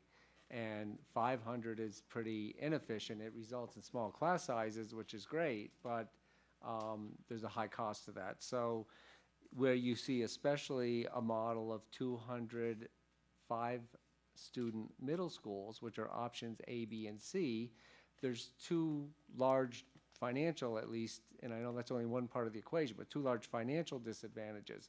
One is it's going to be very expensive staffing because you have a very inefficient staffing model. The second issue is in A, B, and C, we're building more than the enrollment projections show, and state ed specifically will ask for these demographic studies before they start talking about aid. So options A, B, and C are the reason that, and we appreciate it very much, CSR just went ahead and explored other options. Dr. Tutor? Ms. Wilson? In options A through G, you outline some potential space deficiency. Were there any considerations given to have some foresight or insight into how you would have an action plan to correct those or bring every school up to an equitable standard? I think that most of the space deficiencies that have been noted are when O'Neill remains a 500-student middle school, because there's no land there. We can't really add on, so there's not a potential to build a true auditorium at that school.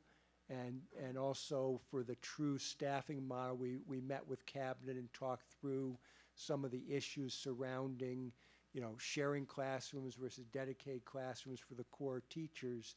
And they really felt that with the middle school staffing model, with trying to, if the English language arts teacher is teaching 5 periods a day and it's an 8-period day, that means in theory her classroom or his classroom's open 3 periods a day.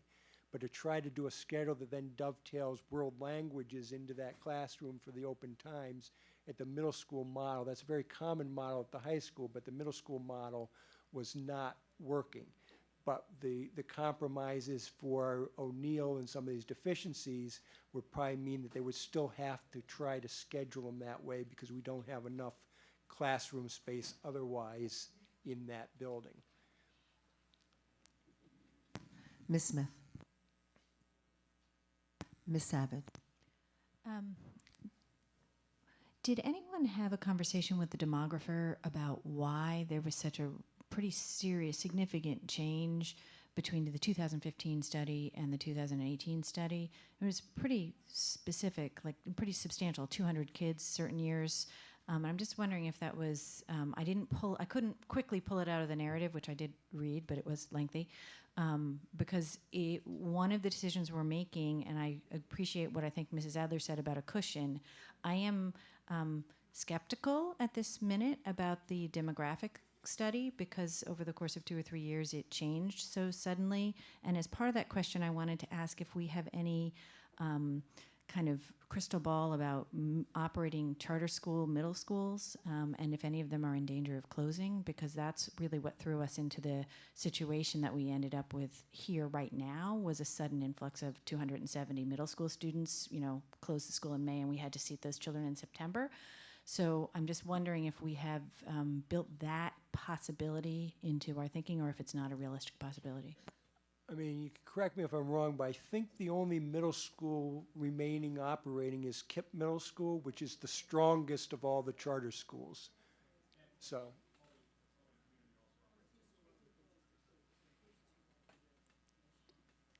People are not speaking into the microphone, so it might be helpful if we speak into the microphone about what's going on here. I know Ron doesn't have a microphone, so Vicki and I are saying that both the KIPP and the Albany Community Schools both are strong schools. They both recently expanded into that work. And so we're talking about two schools that, to our knowledge right now, are not in danger of being closed.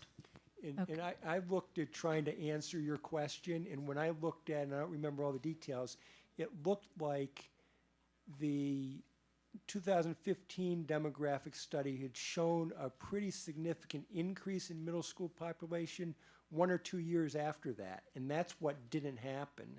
And I think going forward, I would have more faith in them, but that short blip and why they were projecting that increase, I'm not sure. Interesting, and this is just one quick follow-up on this, and then I'll let it go on the demographics, because this demographic study also has sort of an unusual blip next year with our middle school population up by 130 next year for no clear, obvious reason. Like if I add up 5, 6, and 7 from this year, they don't add up to the amount for the middle school population next year. It's off by about 60 students. It's like students materialize next year, and I can't figure out why. So I am skeptical of the demographics, but I agree with you, Mr. Peckham. I'm not particularly concerned in the absence of a charter school problem that we're going to have suddenly a lot more students, a lot more. I mean, we could have 100 one way or the other, but not 2 or 3. I think just for next year, a big chunk of it is you're going from a 638 student 8th grade that's leaving and a 712 student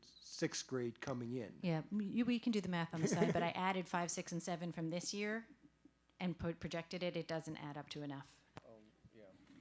Well, the other thing they do in these studies, it's a cohort survival method. So they look at statistically over time, how many 5th graders have moved to 6th grade, how many 6th graders to 7th. So it could be 90%, it could be 110%, depending. So was the demographic study that was done previously, was that done by the same company or a different one? Same. I'm sorry? Same company. Thanks. All right. The question I had to do with the use of a Brooken. So according to the high school rebuild, if I may be incorrect, tell me if I am, the CTE movement from a Brooken into the high school is phase 3, correct? The last phase? So for an opening on 2023 fall, that would mean maybe a year earlier the work would have to start being done on the Brooken facility, which would be as early as 2022. But if the CTE is still housed at a Brooken in 2022, and it's not that I'm leaning towards that option, but it's one of the ways of getting rid of options is to realize what may not be feasible. So if you could just speak to how the coordination of CTE moving across the street finally into the high school, into the courtyard closed area, dovetails with a Brooken being vacant so that you can actually put the Albany International School in there? Fortunately, I now have a write-on wall in my office, and I drew out this whole big timeline about where the high school was versus when the planned middle school study is. And the one caveat to that is that based on the current schedule, we would not move all of CTE space. What if I'm going the wrong way? No, I wanted to go back to the Brooklyn plan, because one thing we're noting that there's a couple different phases of the CTE spaces in the high school being built, and the last one, which is in the very last phase, is culinary. So we're actually showing in this plan that when AIC would move in here, that we're still keeping the culinary program at a Brooklyn, because we wouldn't have that program rebuilt at the high school in time to move that one over, unless that becomes a real priority and we figure out how to change some of the high school phasing to make that happen. But that was kind of the space, also the space occupied by culinary, if the program were to expand to 3rd through 5th grade also, that we could renovate that area into additional classrooms for that program. So just following up on that same Brooklyn occupancy issue. So you were very honest before. I want to ask you about this till my next round, about your opinions about some of the scenarios, which ones would work or wouldn't, and one in particular that just can't even see any benefit to, which is sort of good, and the audience would be glad to hear.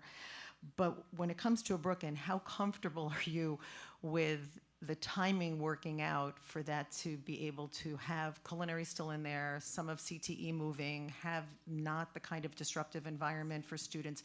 In other words, is this a Brooklyn use for AIC, sort of thumbs up, neutral? I mean, how are you feeling about it, if you could give some indication? As far as the schedule goes, as long as everything goes on the schedule we currently have laid out for the high school construction, I'm confident this would work. And it gives one fewer thing, because if to make the schedule work, something has to go here, or you're then into the other option that we had thought about but really didn't pursue too much when it looked like this was going to fit, and that would move all the staff that's at Harriet Gibbons right now to Sunshine, which is currently vacant, but there's a pretty significant construction effort just to make that building usable again. So we were trying to minimize that, because you have 2 buildings in Harriet Gibbons and in Brooklyn that overall the buildings are in solid shape because they've all had new roofs, new windows, all of that. And it's just a matter of interior modifications to make these programs work. So I appreciate that. We're going to go around one more time, because this is not the only time we're discussing this. We're going to have this conversation again. And we do have community partners and other people waiting, and Vicki has not been timing it with the timer because we've been so involved in the conversation, but we would be out of time. So I'm going to go around one more time and see if people are able to get out their thoughts and questions. So Ellen. Sure. I just want to say thanks. It seems like you've given us a lot of food for thought, and it seems like based on the feedback from the community as well as the cost, it seems like having Arbor Hill as a middle school is not really a great idea. So when you look at what we've got left, when you take those options off the table, you've got at least one option that probably doesn't get us enough enrollment. You've got one option that might just barely squeeze in all the kids, and it's also really inexpensive. And then you've got an option, and because option G, the difference between option D and option G looks to be just whether you have 375 kids at North Albany Academy or 500, which is to say, do you put on that fancy 3rd floor wing of classrooms or not, right? That's that $10 million question. Literally the $10 million question of, that's yes. What that is, right? So I'm just thinking we have to talk to the community and decide for ourselves, because in terms of equity, I don't want to have the overcrowded middle schools at Hackett and Myers have been less than ideal for the kids, and I'd rather not have kids overcrowded in our middle schools for a couple of years to come. But I also don't want to spend $10 million building a bridge to nowhere for kids that may or may not show up or may just be there for a year or two, and then we have this big expensive thing that we don't have a good use for. And as much there are things to like about North Albany, and I mean, I think it's important to note if we can convert that to a middle school, we're also losing an elementary school that's tightly knit and has a well-loved leader and is a part of its community. There is not a choice on the table that does not involve harming a school with a tight-knit community, a good leader, and spirit. We don't get that option. But North Albany is just so geographically distant that I understand it may be the best option for a middle school, but I don't want to necessarily build it bigger than it has to be. That's kind of what I'm thinking. So I'm kind of leaning toward G, in other words, right now. Ms. Lang.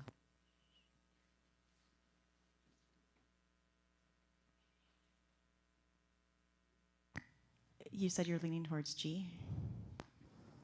Yeah, leaning toward G. No one had, you can either finish, I was going to say it's like a menu. I know, I was just, these are really good. I'm glad to see all of this out here in numbers and costs, which we've been talking about pretty heavily since December. And I know that the community has a voice, and we listen to the voice, and we go back, and we had a very, very similar concerns, which is why these options are here. So I appreciate all of the thoughtfulness through these things. Dr. Chatur. I'm sure everybody who showed up to school board meeting finally one day is going to be happy that most of the board is talking about not converting Arbor Hill. And in fact, for the last 3 meetings, we've been talking about all these options. So just to be on record, and if you actually go on the website, all of this was documented. So I really, this is a point I want to make, that please stay involved. Don't come at the nth moment and say this wasn't done, that wasn't done. It was done, and when we ask for input, we really value your input and we want to, use it. But if you don't tell us, don't expect that we're going to make the right decisions, right? So stand corrected there. Now, in terms of my questions, I'm still trying to understand what's the difference between option A and option D. Because I don't see much in the construction, so are we just saying that in option D or option A, we are going to cram 150 more kids into Edmund O'Neill Middle School? Yes. Okay, so if that is a problem right now, we definitely don't want to go there, right? Now, I'm not an architect. Is it possible to build another floor on Edmund O'Neill? I would say in that building, absolutely not, without even doing any calculations. That building was built as what we call a pre-engineered structure, which has absolutely zero extra structural capacity in it. Okay. Because I was just thinking, most of the deficiencies that you list for those options, say there's no auditorium, but if you could build another room up there, you could fix that problem. But, okay, thanks. Ms. Wilson. I want to take this opportunity to state that a rumor flies all the way around the world while the truth is still at home putting on his shoes. What I mean by that is I think this should inform our further practices from both sides. Everybody can remain engaged, but I think that demographic studies should definitely be on the front end of a project. I also feel that the numbers bear out that this is the most expensive option, but myself indicated that previously, and this is no bearing on anyone on the board, but I indicated this would be not a positive option, and I think the numbers bear that out, and I think engaging the community in that way would have bared that out also. The last thing I would state is that the options that I indicated before with maintaining Arbor Hill, for the ones that are outlined in A, C, and D, I find to be the most favorable. But I'm not opposed to G, but I just don't see I don't have an understanding of why filling it to that level of capacity. I'm just concerned about whether it'll roll out later that we still will be at capacity, and you indicated that you can't do that much foreshadowing, which I understand. But there is another issue with housing. People tend to be moving from house to house to house, so necessarily maybe it's not population growth, but there are shift in dynamics in where people reside around the city also to consider. So in short, I say thank you, and I appreciate the study. Ms. Smith. I want to just say I ditto Ellen Shwadar a little bit. I like a little bit of what you said, but I won't, disagree with you too much. But again, just to echo the thanks, and I know I'll just stand on what I said before. I for the reasons you've articulated, the cost of Arbor Hill, the impact that I believe it has on the community, that particular community and the hub. I just don't want to impact that school, so I'd like to leave it the same, but I'm open to the other options that do not involve Arbor Hill Elementary School. Ms. Savage. So I am not going to go through all the options. I think we should do that another time. I will say that I am very pleased that the high cost of Arbor Hill echoes the concerns that the board has been raising about Arbor Hill for the last 3 months, which the community echoed tonight. It's lovely and symbiotic. It doesn't always happen that way. So I'm relieved and pleased that that's how the numbers work out.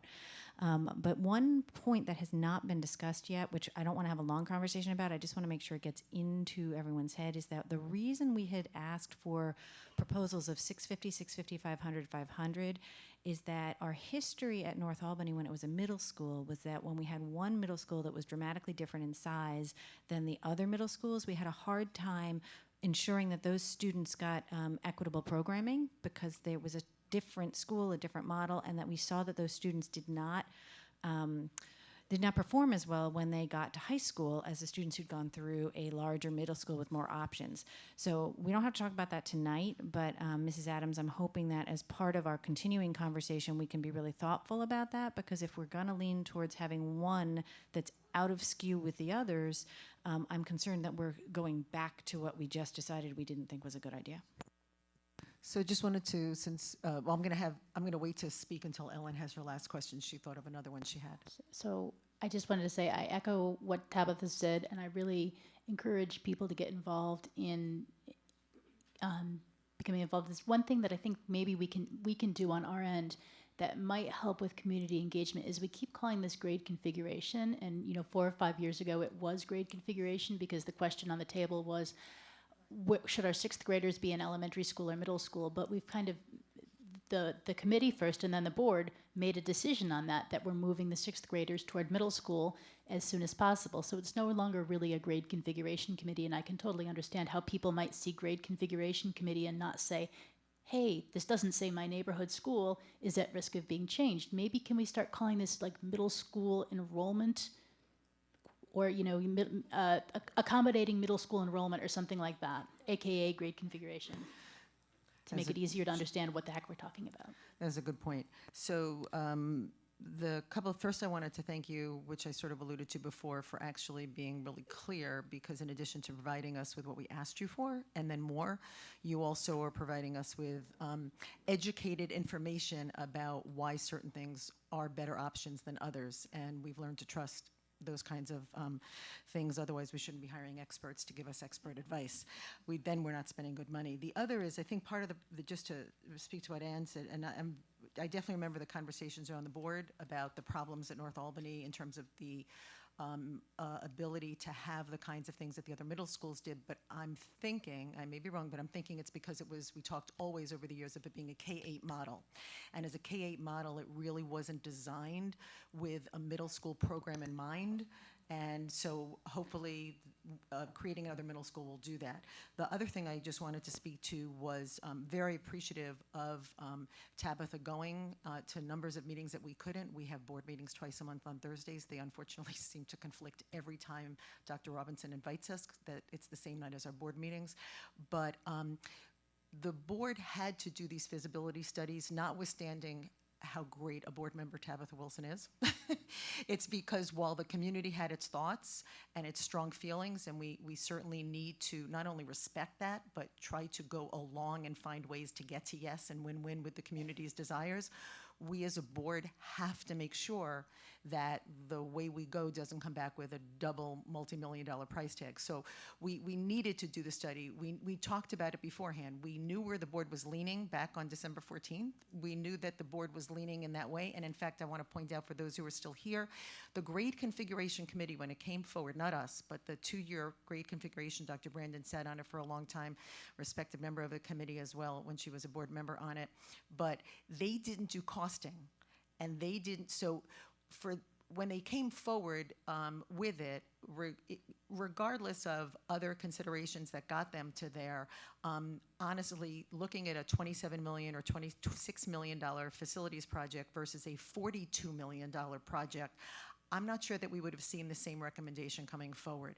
We have the ability, when we got it, to look at it from a children walking to school standpoint and ask for that report that we got, thank you so much, from months ago, to look at it. Jen brought it up about kids walking in, just parts of long walks in the city that were not the same 1.4 that's bad enough for people to be walking in the sense of long distances and areas where there not be sidewalks. So with all of that in mind, we had that information and we did the study so that we could then say to voters who have to come and vote at a referendum eventually, we did the legwork. So it's not just that we believe in the community and keeping Arbor Hill as an elementary school, but there's sound reasons in addition to the community's desires, the importance of a school community and a community center, but also because it's the most efficient use of taxpayer funds as well. That's a real win-win to be able to go out to a community and be able to say that to them as well. So that's sort of how we got there. And so I'm done. I see Dr. Chator's finger up. So we'll go to him now. North Albany, since we are doing construction there anyway, could we make that 650 capacity? Oh, sorry, I missed it. Ms. Wilson? Hello. Okay. Just in closing, I did want to identify that some people mentioned, things such as HR practices, and at our formal board meeting, the superintendent outlined that, and there's a lot of things that people have concerns about that our superintendent has a long-term vision for, so I wanted to point to that also. And hopefully they will come back to many board meetings because good segue, she's doing lots of presentations. Tonight is her work with community partners. And you missed the HR presentation from a couple of weeks ago about bringing in how to phrase it, a much more diverse workforce. So spread the word for those who left already, but the superintendent not only has talked about it, but actually has a plan that she is putting in place. So anyway, thank you very much, Mr. Peckham. Thank you, Mr. Hogan. Thank you, community, for coming out. And we are now going on to community partners. Thank you for those who've come and have actually had the patience for that. If you'll bear with me, it's going to be the 5 or 10 minutes I asked for before. Can I get a motion to approve routine consent? Ms. Wilson, seconded by Dr. Chator. Any set-asides? Ms. Wilson? Just K. Any other set-asides besides K? Seeing none, all those in favor of routine consent other than K, please raise your hand. That is unanimous. Ms. Wilson, would you like to make a motion to adopt K? Well, We'll go to discussion. Motion, yes, and seconded by Ms. Smith. Discussion. I don't have opposition to K, just a question really about how we're going to permeate that information into the community. So everybody's moving chairs. I'm going to ask Mrs. Adam, does somebody on staff want to address, I know you don't have it in front of you, someone needs to address the question on routine consent, K, how it's going to be done. Do you want to quickly go over and check a computer? Go over to Ms. Wilson. She'll show you where on the computer it is. We're being informal. That's totally fine. Well, Mrs. May I have the floor for 1 second to fill the time? No? Okay, because I have a question.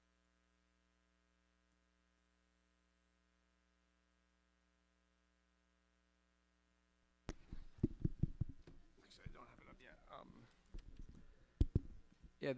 yet. That is the budget transfers. Oh.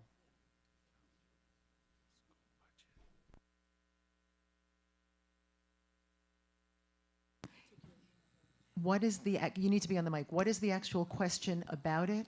Oh, the extent to how that information is going to be disseminated. Oh, that's a Ron Lesko question. Like how it's publicized. Mr. Lesko, could you in just a couple of sentences grab a mic and explain to Ms. Wilson how now that we're going to be voting on the budget this evening, most likely, because this is her first budget round, how you get the information out to voters about the budget?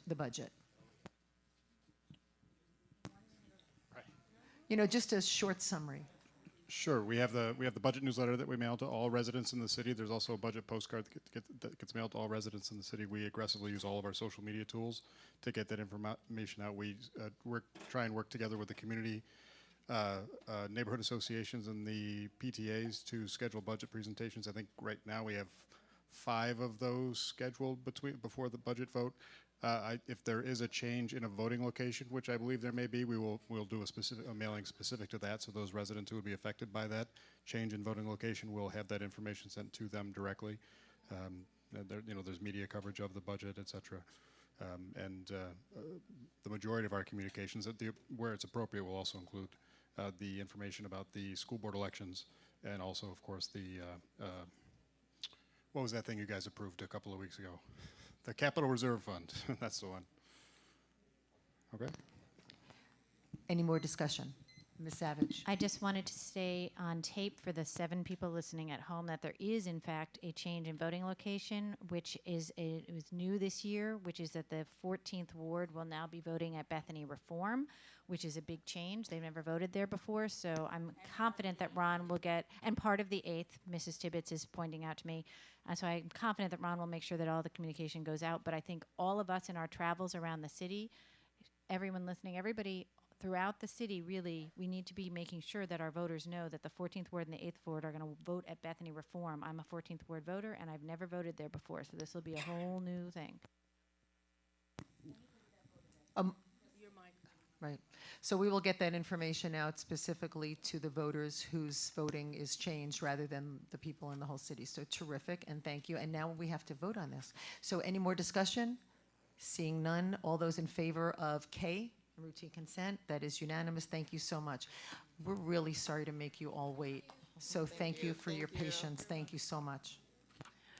Well, good evening, members of the board and Madam President, members of the board, staff, and guests who are still here. It is a very exciting time as we move through our goals for our district. One of our goals that we have really been looking at is the goal about partnering with our diverse community. At last week's, 2 weeks ago, we did talk about the changes that we're moving forward with HR, and I did want to just give a little update very quickly that we have participated in several job fairs and college recruitments, and we, this week, were at Bowie State, or Howard, I'm sorry, Copen and Morgan State. Coppin and Morgan State, we were there this week recruiting for teachers. And so just so that you know that we will keep you posted on that endeavor as we look to increase our diverse workforce. And so tonight we are going to focus on partnering with our diverse community. And the objective that we're looking to align with is enhancing that relationship with our community so that we can have equitable opportunities for our students. And we've divided this into 3 particular areas within this goal. The first is community service, the second is academic opportunities, and the third will be internships, student internships. So we'll start with community service, and one of the things that we're very, very pleased about is that we have many opportunities at Albany High School, and as we move along, I'm gonna ask that the panel, if we just introduce ourselves before we speak, then we can keep everything moving along. But we have had several opportunities at the high school for our students to participate in community service. And so we've targeted our clubs and activities because we have an exciting new way of capturing their community service, and we'll talk about that a little bit later. We are looking at some opportunities for our current seniors to earn a community service honor cord for graduation. And we also have some future opportunities for our juniors, sophomores, and freshmen as they matriculate through. At Montessori Magnet School, we've used a pilot program because they have a service learning club, and this time they focused on having a heart for the homeless. They did a campaign for that, and what you're looking at is a photo of the endeavor that they engaged in. And we have a superintendent student roundtable, and this is a very exciting endeavor where several of the students here are on that particular panel, and this is an opportunity for the superintendent to engage and interface with students one-to-one and well, I say one-to-one, but it's one-to-one with about 25 or 30 students that get to talk with the superintendent, along with 2 of the advisors, and we are now meeting once a month. We have another meeting coming up this month on the 17th, and then again in May. And it's to just kind of hear their voices and make sure that they have an opportunity to have that open dialogue with the superintendent, to understand from the students' perspective, what are some of the strengths that they have within their school, what are some areas of improvement, and then let's talk collectively and collaboratively about how we can resolve some of the concerns that they may have. The next piece is, and this is where I'm very excited, and I know that many of them have left, but I would still like for members of the Community Roundtable who are still here, will you please stand if you're still here? And stand up if you're still here. You weathered the storm, so thank you very much.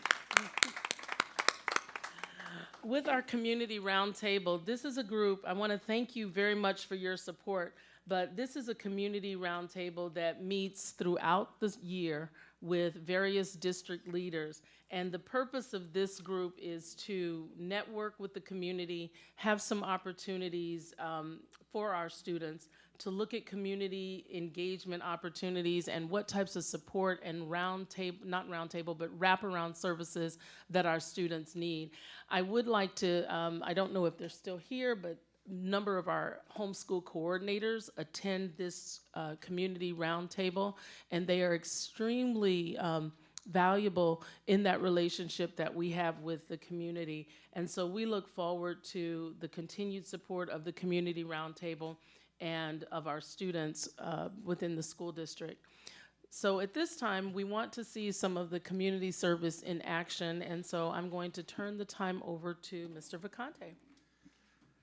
Thank you, and thanks to the kids who stayed a little bit longer than I told them they would have to.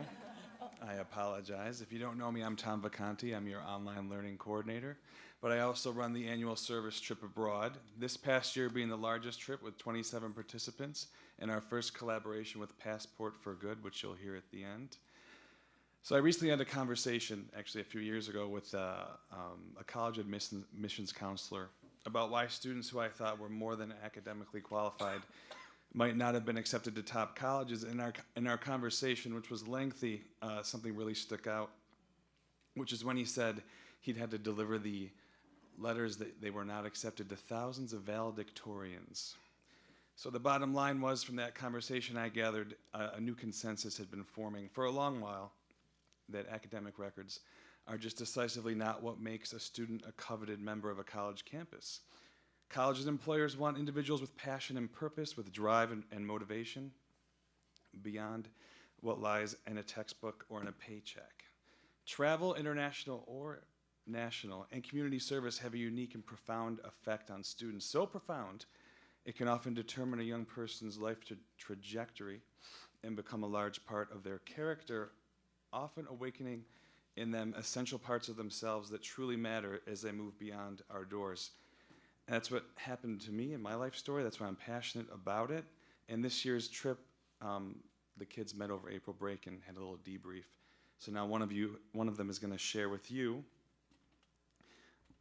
their experience. Great. Thank you, Mr. Vacante. Hola a todos. For those of you who don't know me, I'm Erin Lippett, a dual language alum, the only senior IB diploma candidate at Albany High, our school's Key Club president, and most excitingly, a soon-to-be graduate as the college decision deadline and end of the school year fast approach us. This year I had the pleasure of going on the Costa Rica trip, sharing an unforgettable 2 weeks with 26 of my peers and our 2 wonderful chaperones. The trip was so meaningful to me as it was my first time in a Spanish-speaking country after 12 years of learning the language. However, this can't compare to the fulfillment of the service work and learning opportunities we experienced. At our first location, Manuel Antonio, we visited the national park and spent multiple days in Matapalo, where the turtle conservation site we worked at is located. Through collecting litter, dismantling fences, shoveling sand under the blazing sun, and perfecting our turtle nest digging skills, we not only came together as a group, but were able to recognize the value of our classroom skills and their application in service learning. Problem solving, group cooperation, and strong communication skills all played important roles in successful service. The rest of the trip consisted of discovering Costa Rica's rich ecotourism through a 3-day whitewater rafting and camping trip, learning about the geothermal sustainability of Fortuna, a city resting at the base of the Arenal volcano, experiencing the local culture through food and the family life of our tour guide, Jack Danny, and helping usher in a new era of service work for future Costa Rica trips by visiting a dog rescue site. The most impactful experience for me, though, was visiting 2 schools in Monteverde. While it made me grateful for the opportunities and resources provided to us in America, their colorful open landscapes, intense focus on community outside of school hours, the importance of student voice, and dedication to internationalism left me inspired to bring these values to Albany as I finished my high school career. As the new Albany High School is being created and a fresh Albany High School experience is being designed, I hope you all hold these values in the highest regard. As this year's Costa Rica travelers truly wrap up our trip with presentations to classes and papers on our experiences, I can't help but appreciate the value of this trip more and more. It nurtured the self-reflection many students face, emphasizing for me the importance of service in my life that I had only begun to realize through IB, National Honor Society, and Key Club. As I look towards my coming college years, I'm beginning to map out how I'll continue to fit international service into my life. To have this experience at such a young age was priceless, as it has fostered my love of service learning, proven the benefit of international exposure, and gave all of us an outlet through which we were able to recharge and refocus to finish the school year strong. I am excited to know that Albany City Schools will continue to provide this amazing opportunity to our students for their benefit as well as the communities. Thank you, and pura vida.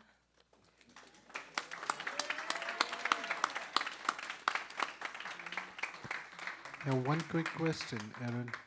Sorry for jumping in, but I didn't see any pictures of zip lining. We were told there was going to be zip lining. Sorry. It happened.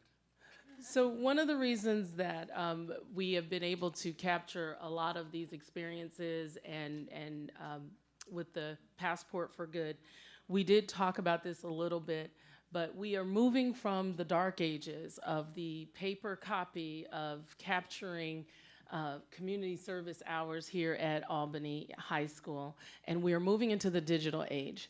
And so ways in which our students are now able to enter in their community service, all of our seniors are going to have this opportunity, and you do have, we have a handout that we're going to make sure that you receive.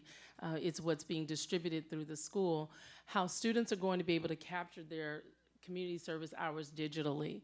Now, the benefit of this is that school-wide, district-wide, we will be able to capture the different clubs and activities, the numbers of kids that are participating in community service, as well as the hours. And we'll also be able to aggregate where they are doing that particular community service. So you can see on the screen, these are all the things that we are able to see and capture moving forward. It not only gives us the data school-wide and by club, we also get the data individually by student. And so each student receives their own profile, and they can use this profile as they are applying for scholarships, when they have to turn in information to go to colleges, et cetera. It becomes a digital file that can be a part of their portfolio. So now you can absolutely see the whole child in a comprehensive picture, and it's about the academics, but it's also about that give back factor. What are our students doing to give back to their community? The other piece is, as we move forward for the 2018-2019 school year, we are venturing forward with the clubs that are listed. We've already talked about the 2018-2019 seniors, so at graduation, we are allowing the seniors this year, any community service that they have done this entire year, they can log it into the system, and they too will be eligible for an honor cord. Next year, we're looking at a tiered system. So we would have a platinum level, a gold level, a bronze level, and then those students within those levels will earn a different color cord according to the hours that they have earned. We are looking at branching out to middle schools that may be interested, and because of the pilot with Montessori, we've worked out the privacy concerns with students younger than 13 being able to participate, which means they must have a parent component to it as well. And now that those bugs are worked out, we're ready to roll that out and introduce it to other elementary schools that may be interested in participating in that as well. And so I talked earlier about the superintendent's roundtable. One of the things that the students said was, you know, could we do some type of large community service piece, and who are these people where we can go and get community service hours? And so they've challenged me to put together a directory where are the places that they can go to earn community service hours, and that's where our community roundtable comes into action. Because when I broached this topic at the last meeting, all of the partners at the community roundtable said, we have something that students can do. So I'm fulfilling my promise, those students who've asked me about that. I'm fulfilling my promise, and you'll have that directory at our next meeting. So that is the portion about community service. Our next piece, we will look at the academic opportunities within our community partners. And I don't know if do we have microphones that can capture the next group? Okay. We've talked about the GBK Foundation, the Collegiate Scholars of Tomorrow. This is the college fund for third grade students throughout. They have held several meetings at our elementary schools, and that project is moving forward very nicely, and they are very successful.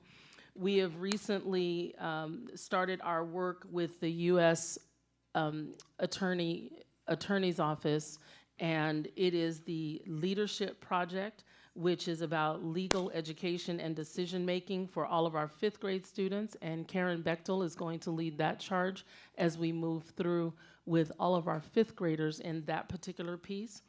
At this time, we are very, very excited because we had 15, and you're looking at those pictures right up there, amazing, outstanding students attend a 3-day historically Black college tour last week. And this was by the Black Child Development Institute and the YMCA, and Mr. Barry Walston and Mrs. Yolanda Caldwell are here to talk about that with us, as well as they're gonna go right into the middle school component that we're looking at and the STEM day. So I'll turn the time over to Mr. Walston. Great, thank you all, and thank you community behind me who stayed behind. Thank you. Thank you students for being here, and thank you board members for being engaging, smiling, and looking at the students. Yes? Great, my name is Barry Walston. I'm the president of Black Child Development Institute, and we have several programs that we've had here in this, throughout the Albany schools. And I was fortunate to be mandated by the superintendent to do this in a very short order, but I was even more fortunate to work with the partner YMCA Capital District. Excuse me, Mr. Walston. Yes. This is a partnership? Okay. Her passion for her young people and for the school district is very real. And so my partnership with, thank God to the Capital District YMCA, Yolanda Caldwell, who was also the coordinator of Liberty Partnership, not to steal her thunder. But I want to say to you that the students, all the students who went on the trip from Albany High School are not here. However, they were brilliant. They did not have to be told to sit in front of an admissions counselor and ask brilliant questions. They did it. And these are juniors and seniors. And so one, I take my hat off to them because they've been getting things from the public school system that have stayed with them, and they were great representatives. So I wanted to say that, yes. On behalf of the Capital District YMCA, we want to say that we were very pleased with the partnership with Albany City School District. Not only did students from Albany High go, we had students from Bethlehem High go, Albany Academies, Schenectady, Troy.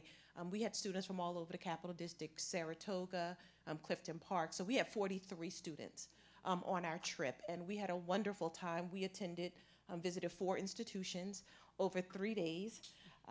And the students also participated in a community development workshop where they came up with solutions for challenges in their community. So I want to congratulate everyone in this partnership, our superintendent, Ms. Adams, the board, the teachers, the students, the parents. All of us pulled together to pull this off, and it was a great experience.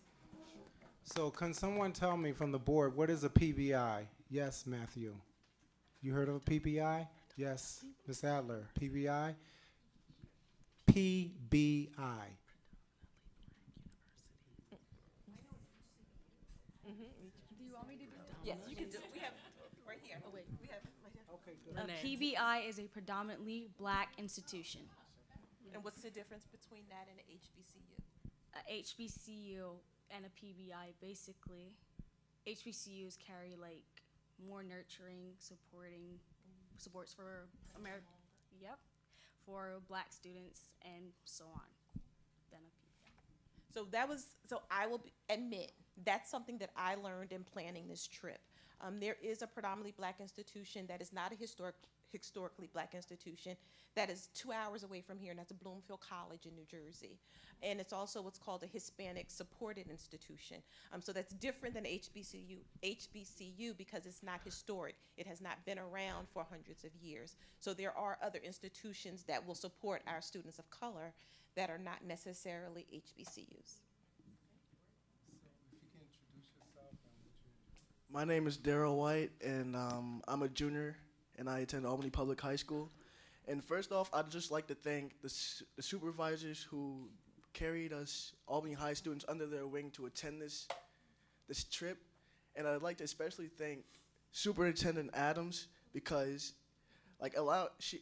she allowed me to come here and speak to you guys, which she didn't have to do. She informed me on the trip, which catered to my future and helped me figure out more of what I want to do. And so my favorite part about the trip was we had a seminar, and as a group, we discussed problems that occur in that African Americans face within inner city communities, and we touched on topics like domestic abuse, gun violence, and just giving back to the community. And we came up with solutions. We were able to come up with plans on how we could fix it and benefit our community. And going to these HBCU campuses, it made me realize that, it made me assured that going into a room, that I wouldn't be the darkest person in the room there, that I'd have more people like me, and so I wouldn't, per se, encounter the natural segregation between white and black students that are seen at most colleges.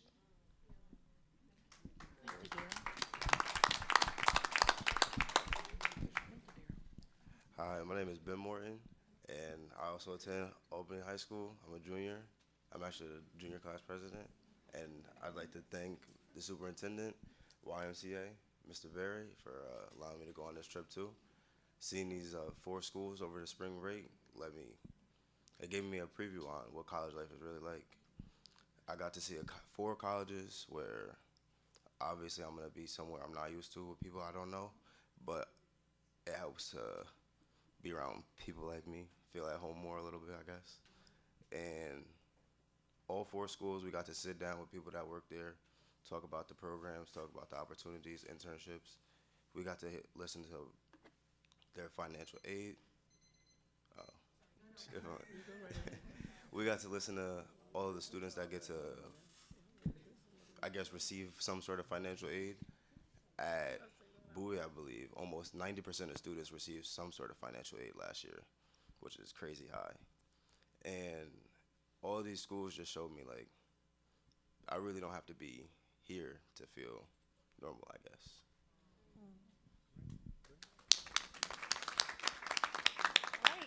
Good evening, everyone. My name is Renee Wright. I'm currently a senior at Albany High. I'm the secretary of the student government, which is also known as Falcon Council.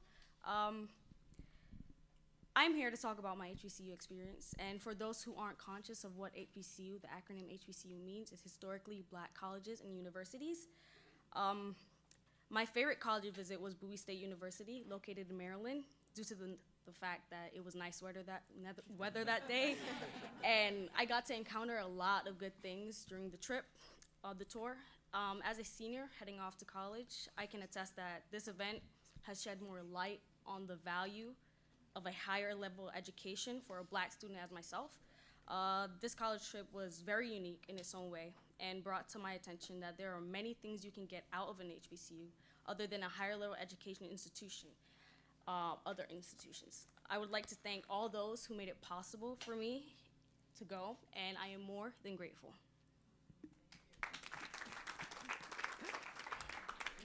Good evening. My name is Esther Paul, and I am the president of our student council here at Albany High. And I just want to first thank everyone for giving me the opportunity to go on the trip, because I've never experienced something like that before, and having like such an open mind to so many varieties of, how do you say it, not privileges, but like so many opportunities that we do have as Black students. So my experience was amazing for me, because it kind of made me want to fight even harder for everything that I do want, because we do have a different fight, but I believe that with hard work you could accomplish anything. And my favorite part was at Bowie, when we sat down with one of the college professors, and he was speaking to us about just like life and how education is very important for us.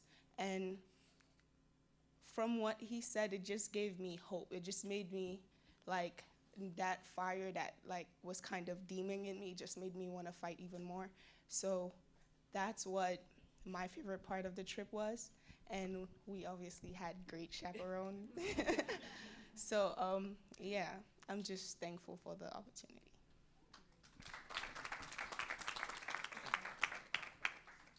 So at this time, did you have more? So Mr. Walston, if you'll go ahead and talk about the middle school opportunities that we are working on together. Right, so we are going to Hudson Valley Community College.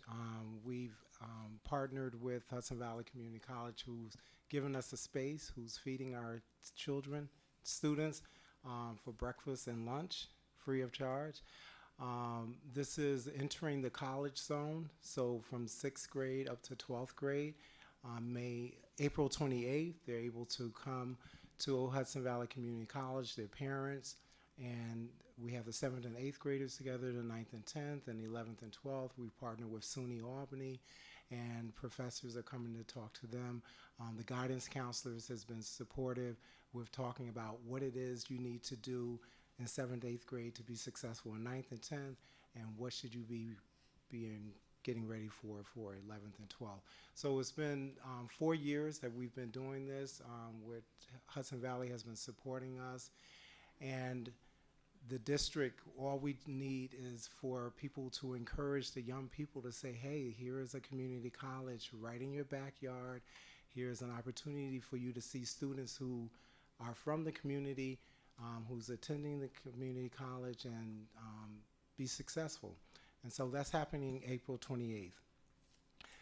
The other thing that I've done is to ask superintendent to also support an opportunity for 7th and 8th graders with RPI.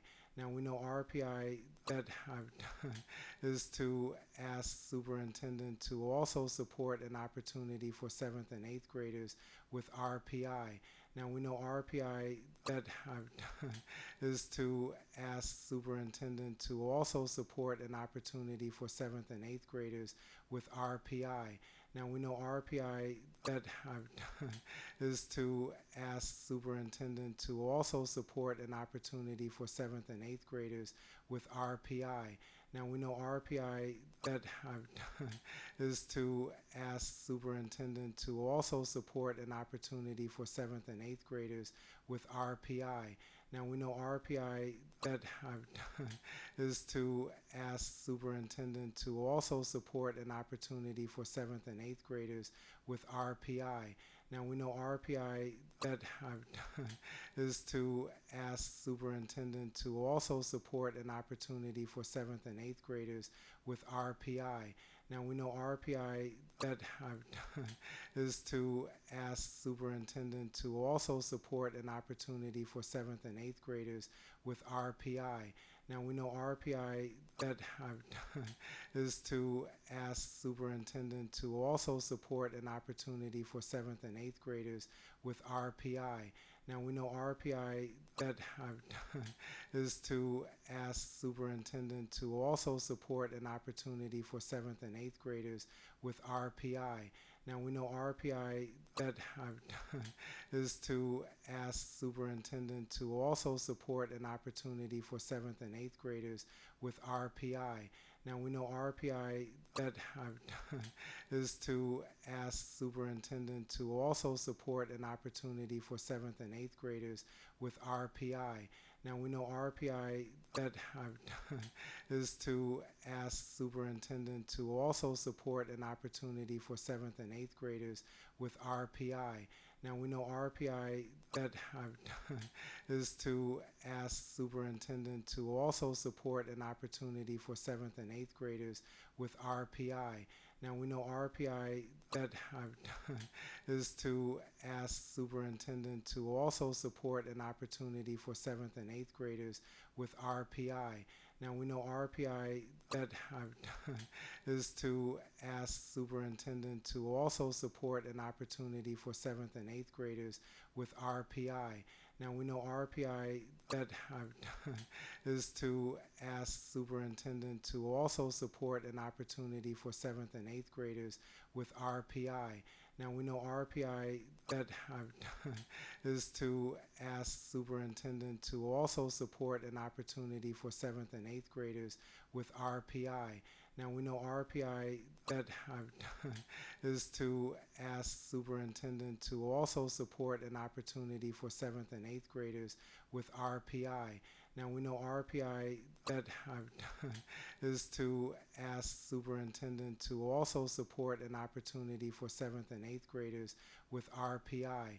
Now we know RPI that is to ask superintendent to also support an opportunity for 7th and 8th graders with RPI. Now we know RPI that is to ask superintendent to also support an opportunity for 7th and 8th graders with RPI. Now we know RPI that is to ask superintendent to also support an opportunity for 7th and 8th graders with RPI. Now we know RPI that is to ask superintendent to also support an opportunity for 7th and 8th graders with RPI. Now we know RPI that is to ask superintendent to also support an opportunity for 7th and 8th graders with RPI. Now we know RPI that is to ask superintendent to also support an opportunity for 7th and 8th graders with RPI. Now we know RPI that is to ask superintendent to also support an opportunity for 7th and 8th graders with RPI. Now we know RPI that is to ask superintendent to also support an opportunity for 7th and 8th graders with RPI. Now we know RPI that is to ask superintendent to also support an opportunity for 7th and 8th graders with RPI. Now we know RPI that is to ask superintendent to also support an opportunity for 7th and 8th graders with RPI. Now we know RPI that is to ask superintendent to also support an opportunity for 7th and 8th graders with RPI. Now we know RPI that is to ask superintendent to also support an opportunity for 7th and 8th graders with RPI. Now we know RPI that is to ask superintendent to also support an opportunity for 7th and 8th graders with RPI. Now we know RPI that I've done is to ask superintendent to also support an opportunity for 7th and 8th graders with RPI. Now we know RPI that I've done is to ask superintendent to also support an opportunity for 7th and 8th graders with RPI. Now we know RPI that I've done is to ask superintendent to also support an opportunity for 7th and 8th graders with RPI. Now we know RPI that I've done is to ask superintendent to also support an opportunity for 7th and 8th graders with RPI. Now we know RPI that I've done is to ask superintendent to also support an opportunity for 7th and 8th graders with RPI.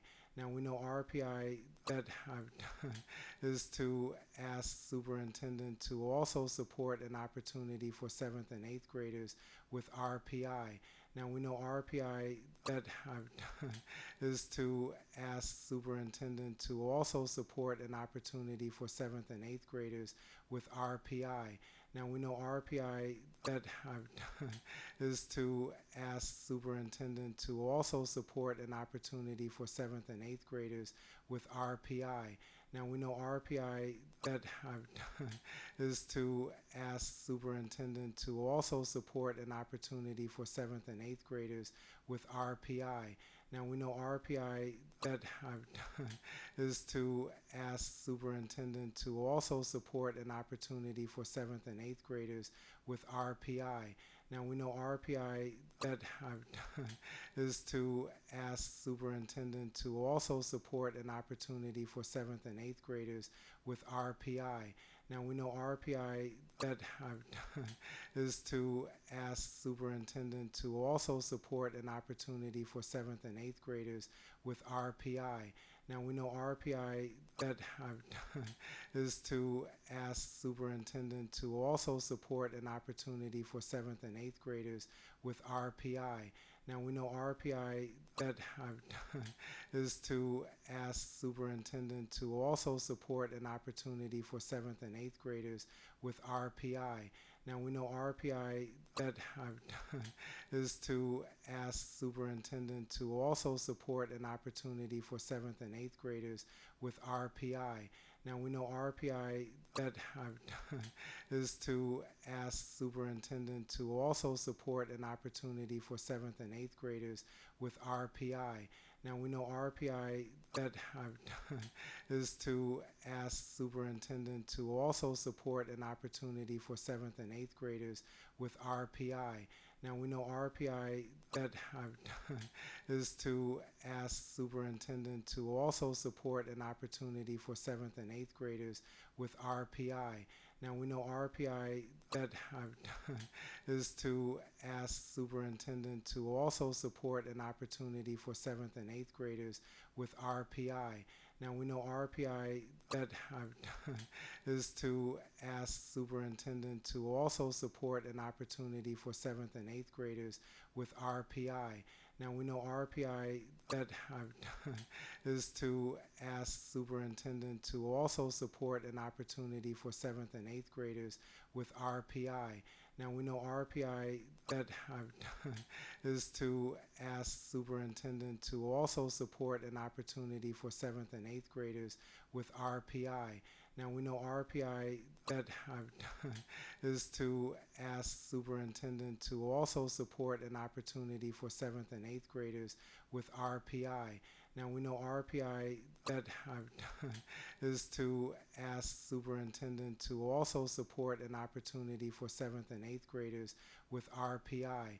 Now we know RPI that I've done is to ask superintendent to also support an opportunity for 7th and 8th graders with RPI. Now we know RPI that I've done is to ask superintendent to also support an opportunity for 7th and 8th graders with RPI. Now we know RPI that I've done is to ask superintendent to also support an opportunity for 7th and 8th graders with RPI. Now we know RPI that I've done is to ask superintendent to also support an opportunity for 7th and 8th graders with RPI. Now we know RPI that I've done is to ask superintendent to also support an opportunity for 7th and 8th graders with RPI. Now we know RPI that I've done is to ask superintendent to also support an opportunity for 7th and 8th graders with RPI. Now we know RPI that I've done is to ask superintendent to also support an opportunity for 7th and 8th graders with RPI. Now we know RPI that I've done is to ask superintendent to also support an opportunity for 7th and 8th graders with RPI. Now we know RPI that I've done is to ask superintendent to also support an opportunity for 7th and 8th graders with RPI. Now we know RPI that I've done is to ask superintendent to also support an opportunity for 7th and 8th graders with RPI.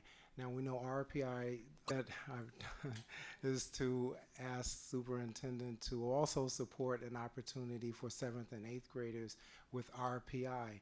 Now we know RPI that I've done is to ask superintendent to also support an opportunity for 7th and 8th graders with RPI. Now we know RPI that I've done is to ask superintendent to also support an opportunity for 7th and 8th graders with RPI. Now we know RPI that I've done is to ask superintendent to also support an opportunity for 7th and 8th graders with RPI.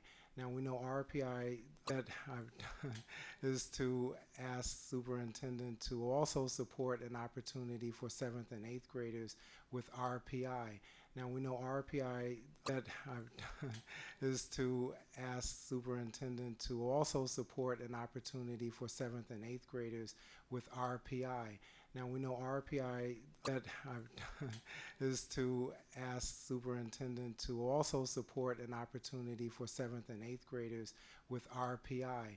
Now we know RPI that I've done is to ask superintendent to also support an opportunity for 7th and 8th graders with RPI. Now we know RPI that I've done is to ask superintendent to also support an opportunity for 7th and 8th graders with RPI. Now we know RPI that I've done is to ask superintendent to also support an opportunity for 7th and 8th graders with RPI. Now we know RPI that I've done is to ask superintendent to also support an opportunity for 7th and 8th graders with RPI. Now we know RPI that I've done is to ask superintendent to also support an opportunity for 7th and 8th graders with RPI. Now we know RPI that I've done is to ask superintendent to also support an opportunity for 7th and 8th graders with RPI. Now we know RPI that I've done is to ask superintendent to also support an opportunity for 7th and 8th graders with RPI. Now we know RPI that I've done is to ask superintendent to also support an opportunity for 7th and 8th graders with RPI. Now we know RPI that I've done is to ask superintendent to also support an opportunity for 7th and 8th graders with RPI. Now we know RPI that I've done is to ask superintendent to also support an opportunity for 7th and 8th graders with RPI. Now we know RPI that I've done is to ask superintendent to also support an opportunity for 7th and 8th graders with RPI. Now we know RPI that I've done is to ask superintendent to also support an opportunity for 7th and 8th graders with RPI. Now we know RPI that I've done is to ask superintendent to also support an opportunity for 7th and 8th graders with RPI. Now we know RPI that is to ask superintendent to also support an opportunity for 7th and 8th graders with RPI. Now we know RPI that is to ask superintendent to also support an opportunity for 7th and 8th graders with RPI. Now we know RPI that is to ask superintendent to also support an opportunity for 7th and 8th graders with RPI.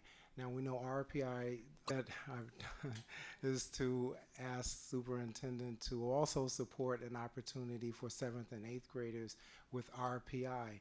Now we know RPI that is to ask superintendent to also support an opportunity for 7th and 8th graders with RPI. Now we know RPI that is to ask superintendent to also support an opportunity for 7th and 8th graders with RPI.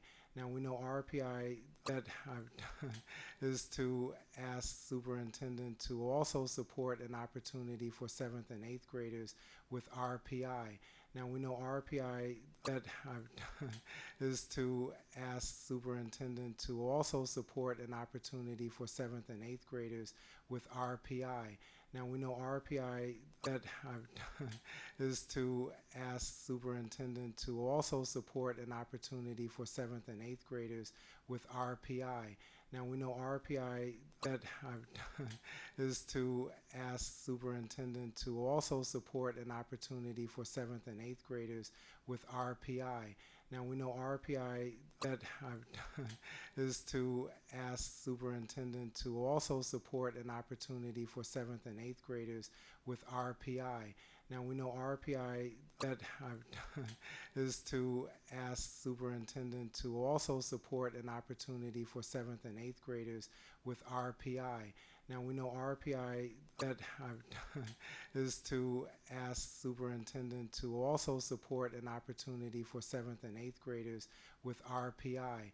Now we know RPI that is to ask superintendent to also support an opportunity for 7th and 8th graders with RPI.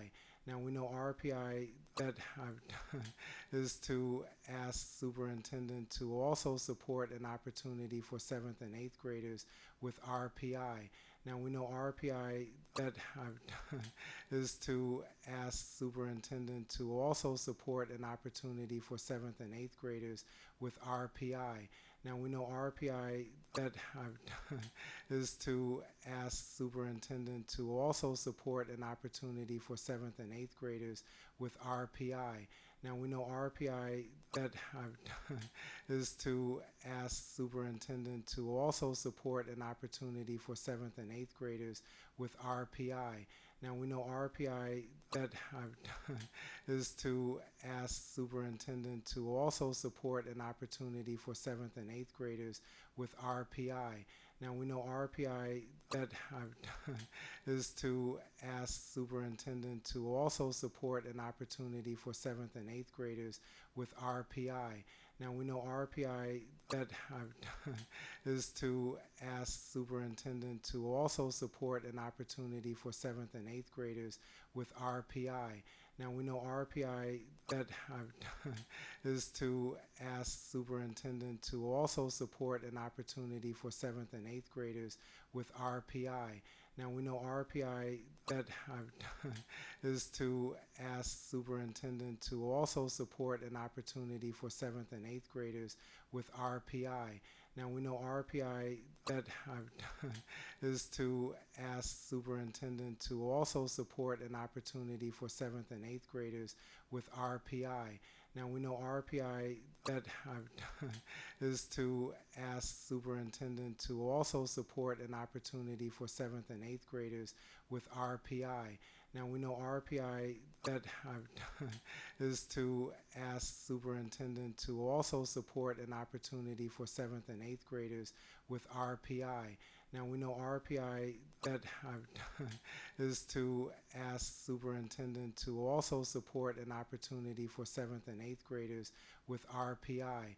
Now we know RPI that is to ask superintendent to also support an opportunity for 7th and 8th graders with RPI. Now we know RPI that is to ask superintendent to also support an opportunity for 7th and 8th graders with RPI. Now we know RPI that is to ask superintendent to also support an opportunity for 7th and 8th graders with RPI. Now we know RPI that is to ask superintendent to also support an opportunity for 7th and 8th graders with RPI. Now we know RPI that is to ask superintendent to also support an opportunity for 7th and 8th graders with RPI. Now we know RPI that is to ask superintendent to also support an opportunity for 7th and 8th graders with RPI. Now we know RPI that is to ask superintendent to also support an opportunity for 7th and 8th graders with RPI. Now we know RPI that is to ask superintendent to also support an opportunity for 7th and 8th graders with RPI. Now we know RPI that is to ask superintendent to also support an opportunity for 7th and 8th graders with RPI. Now we know RPI that is to ask superintendent to also support an opportunity for 7th and 8th graders with RPI. Now we know RPI that is to ask superintendent to also support an opportunity for 7th and 8th graders with RPI. Now we know RPI that is to ask superintendent to also support an opportunity for 7th and 8th graders with RPI. Now we know RPI that is to ask superintendent to also support an opportunity for 7th and 8th graders with RPI. Now we know RPI that is to ask superintendent to also support an opportunity for 7th and 8th graders with RPI. Now we know RPI that is to ask superintendent to also support an opportunity for 7th and 8th graders with RPI. Now we know RPI that is to ask superintendent to also support an opportunity for 7th and 8th graders with RPI. Now we know RPI that is to ask superintendent to also support an opportunity for 7th and 8th graders with RPI. Now we know RPI that is to ask superintendent to also support an opportunity for 7th and 8th graders with RPI. Now we know RPI that is to ask superintendent to also support an opportunity for 7th and 8th graders with RPI. Now we know RPI that is to ask superintendent to also support an opportunity for 7th and 8th graders with RPI. Now we know RPI that is to ask superintendent to also support an opportunity for 7th and 8th graders with RPI. Now we know RPI that is to ask superintendent to also support an opportunity for 7th and 8th graders with RPI. Now we know RPI that is to ask superintendent to also support an opportunity for 7th and 8th graders with RPI. Now we know RPI that is to ask superintendent to also support an opportunity for 7th and 8th graders with RPI. Now we know RPI that is to ask superintendent to also support an opportunity for 7th and 8th graders with RPI.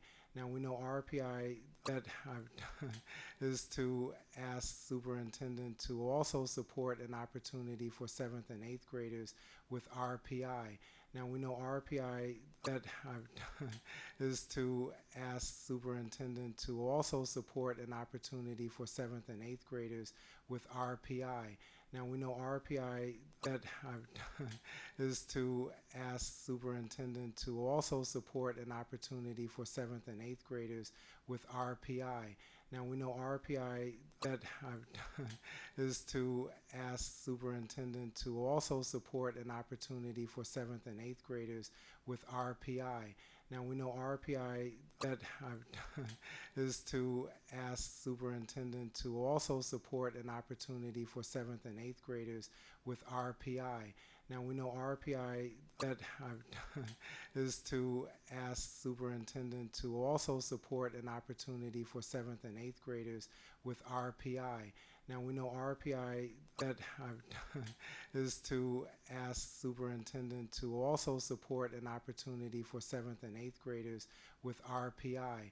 Now we know RPI that is to ask superintendent to also support an opportunity for 7th and 8th graders with RPI. Now we know RPI that is to ask superintendent to also support an opportunity for 7th and 8th graders with RPI. Now we know RPI that is to ask superintendent to also support an opportunity for 7th and 8th graders with RPI. Now we know RPI that is to ask superintendent to also support an opportunity for 7th and 8th graders with RPI.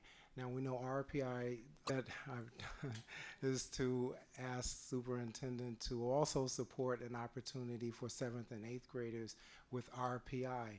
Now we know RPI that is to ask superintendent to also support an opportunity for 7th and 8th graders with RPI.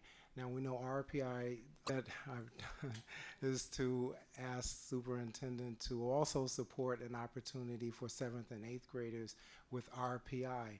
Now we know RPI that is to ask superintendent to also support an opportunity for 7th and 8th graders with RPI. Now we know RPI that is to ask superintendent to also support an opportunity for 7th and 8th graders with RPI. Now we know RPI that is to ask superintendent to also support an opportunity for 7th and 8th graders with RPI. Now we know RPI that is to ask superintendent to also support an opportunity for 7th and 8th graders with RPI. Now we know RPI that is to ask superintendent to also support an opportunity for 7th and 8th graders with RPI. Now we know RPI that is to ask superintendent to also support an opportunity for 7th and 8th graders with RPI. Now we know RPI that is to ask superintendent to also support an opportunity for 7th and 8th graders with RPI. Now we know RPI that is to ask superintendent to also support an opportunity for 7th and 8th graders with RPI. Now we know RPI that is to ask superintendent to also support an opportunity for 7th and 8th graders with RPI. Now we know RPI that is to ask superintendent to also support an opportunity for 7th and 8th graders with RPI. Now we know RPI that is to ask superintendent to also support an opportunity for 7th and 8th graders with RPI. Now we know RPI that is to ask superintendent to also support an opportunity for 7th and 8th graders with RPI. Now we know RPI that is to ask superintendent to also support an opportunity for 7th and 8th graders with RPI. Now we know RPI that is to ask superintendent to also support an opportunity for 7th and 8th graders with RPI. Now we know RPI that is to ask superintendent to also support an opportunity for 7th and 8th graders with RPI. Now we know RPI that I've done is to ask superintendent to also support an opportunity for 7th and 8th graders with RPI. Now we know RPI that I've done is to ask superintendent to also support an opportunity for 7th and 8th graders with RPI. Now we know RPI that I've done is to ask superintendent to also support an opportunity for 7th and 8th graders with RPI. Now we know RPI that I've done is to ask superintendent to also support an opportunity for 7th and 8th graders with RPI. Now we know RPI that I've done is to ask superintendent to also support an opportunity for 7th and 8th graders with RPI. Now we know RPI that I've done is to ask superintendent to also support an opportunity for 7th and 8th graders with RPI. Now we know RPI that I've done is to ask superintendent to also support an opportunity for 7th and 8th graders with RPI. Now we know RPI that I've done is to ask superintendent to also support an opportunity for 7th and 8th graders with RPI. Now we know RPI that I've done is to ask superintendent to also support an opportunity for 7th and 8th graders with RPI. Now we know RPI that I've done is to ask superintendent to also support an opportunity for 7th and 8th graders with RPI.